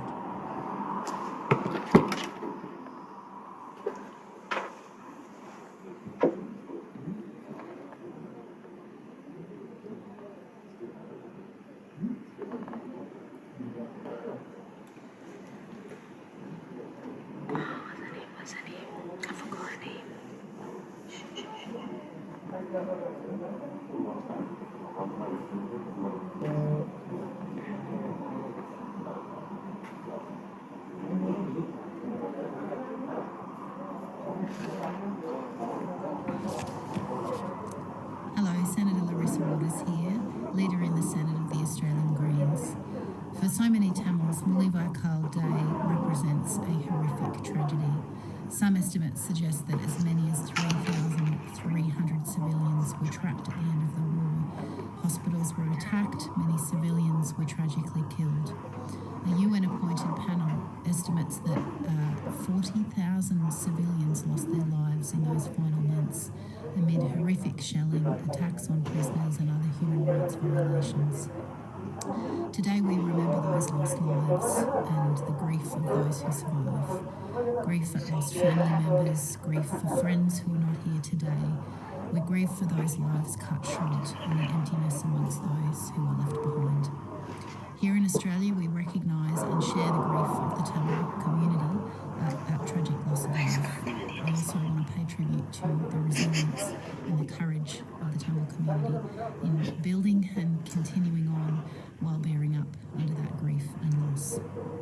I'd also like to affirm the Greens' solidarity in the peaceful pursuit of truth and human rights. We've watched with concern the actions of the Sri Lankan government, and my Green Senate colleague and Foreign Affairs spokesperson, Senator Janet Rice, has spoken out in the Australian Parliament about the destruction of the Mullivaikkal Tamil Genocide Memorial Monument inside the premises of the Jaffna University. So to all members of the Tamil community, we hear you and we're incredibly concerned about what's been happening. We call upon the Sri Lankan government to protect the human rights of all its citizens rather than undermining them. And we have called on and we continue to call on the Australian government to advocate about this internationally. Thank you and goodbye from the Australian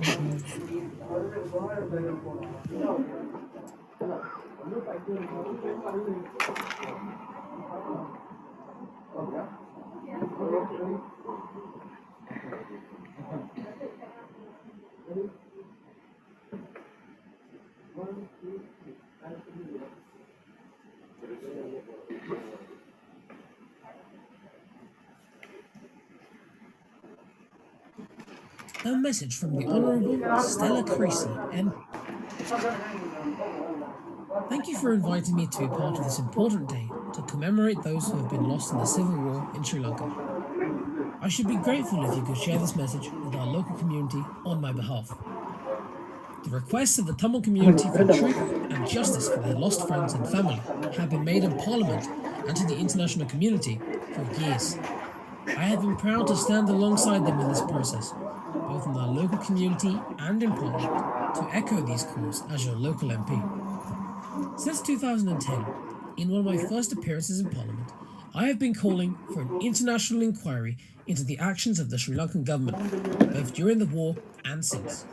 We will never forget the horror of the Mullivaikkal massacre, the most recent peak of genocidal killings against the Tamil people committed by the Sri Lankan state. More than a decade later, we know this inquiry is needed now more than ever, with the government in Sri Lanka suppressing opposition voices and many of those who face serious wartime abuse allegations appointed to senior government positions. The recent UN HRC resolution constitutes a step towards the international community taking responsibility for its role in making change in Sri Lanka. Yet there is no recommendation to pursue criminal accountability by referral to the International Criminal Court, nor does it require an independent investigation into the war crimes that have taken place. We cannot accept the notion that the Sri Lankan government should investigate its own behaviour and will therefore prosecute those responsible for these atrocities. Instead, the UK government should use its influence to ensure that the High Commissioner for Human Rights should continue to monitor and report on human rights in Sri Lanka, providing recommendations to ensure justice for victims and accountability for perpetrators. We know how little the Rajapaksa government supports the rights of those living in Sri Lanka. It even insists on the forced cremation of those who died from coronavirus, thereby disregarding the religious beliefs of the Christian and Muslim communities in the country. The persistent attacks on human rights continue, and justice has yet to be given to the Tamil community affected by the events of the Civil War. As your MP, I will continue to work with colleagues across Parliament to call for the UK government to use its influence to advocate for human rights in Sri Lanka and for those who have abused them to be held to account.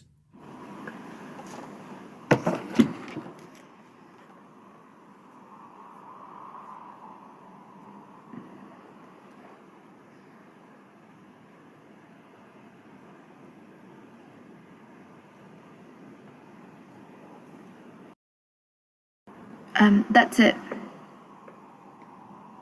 Shivani?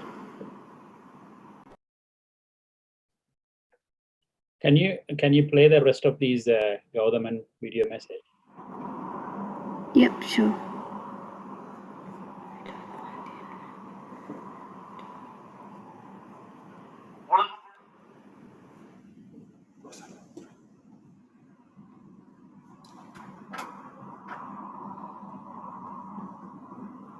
கொடூர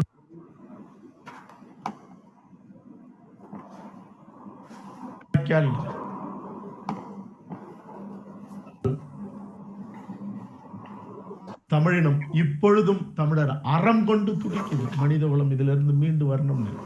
என்னைக்காவது ஒரு நாள் இன்னைக்கு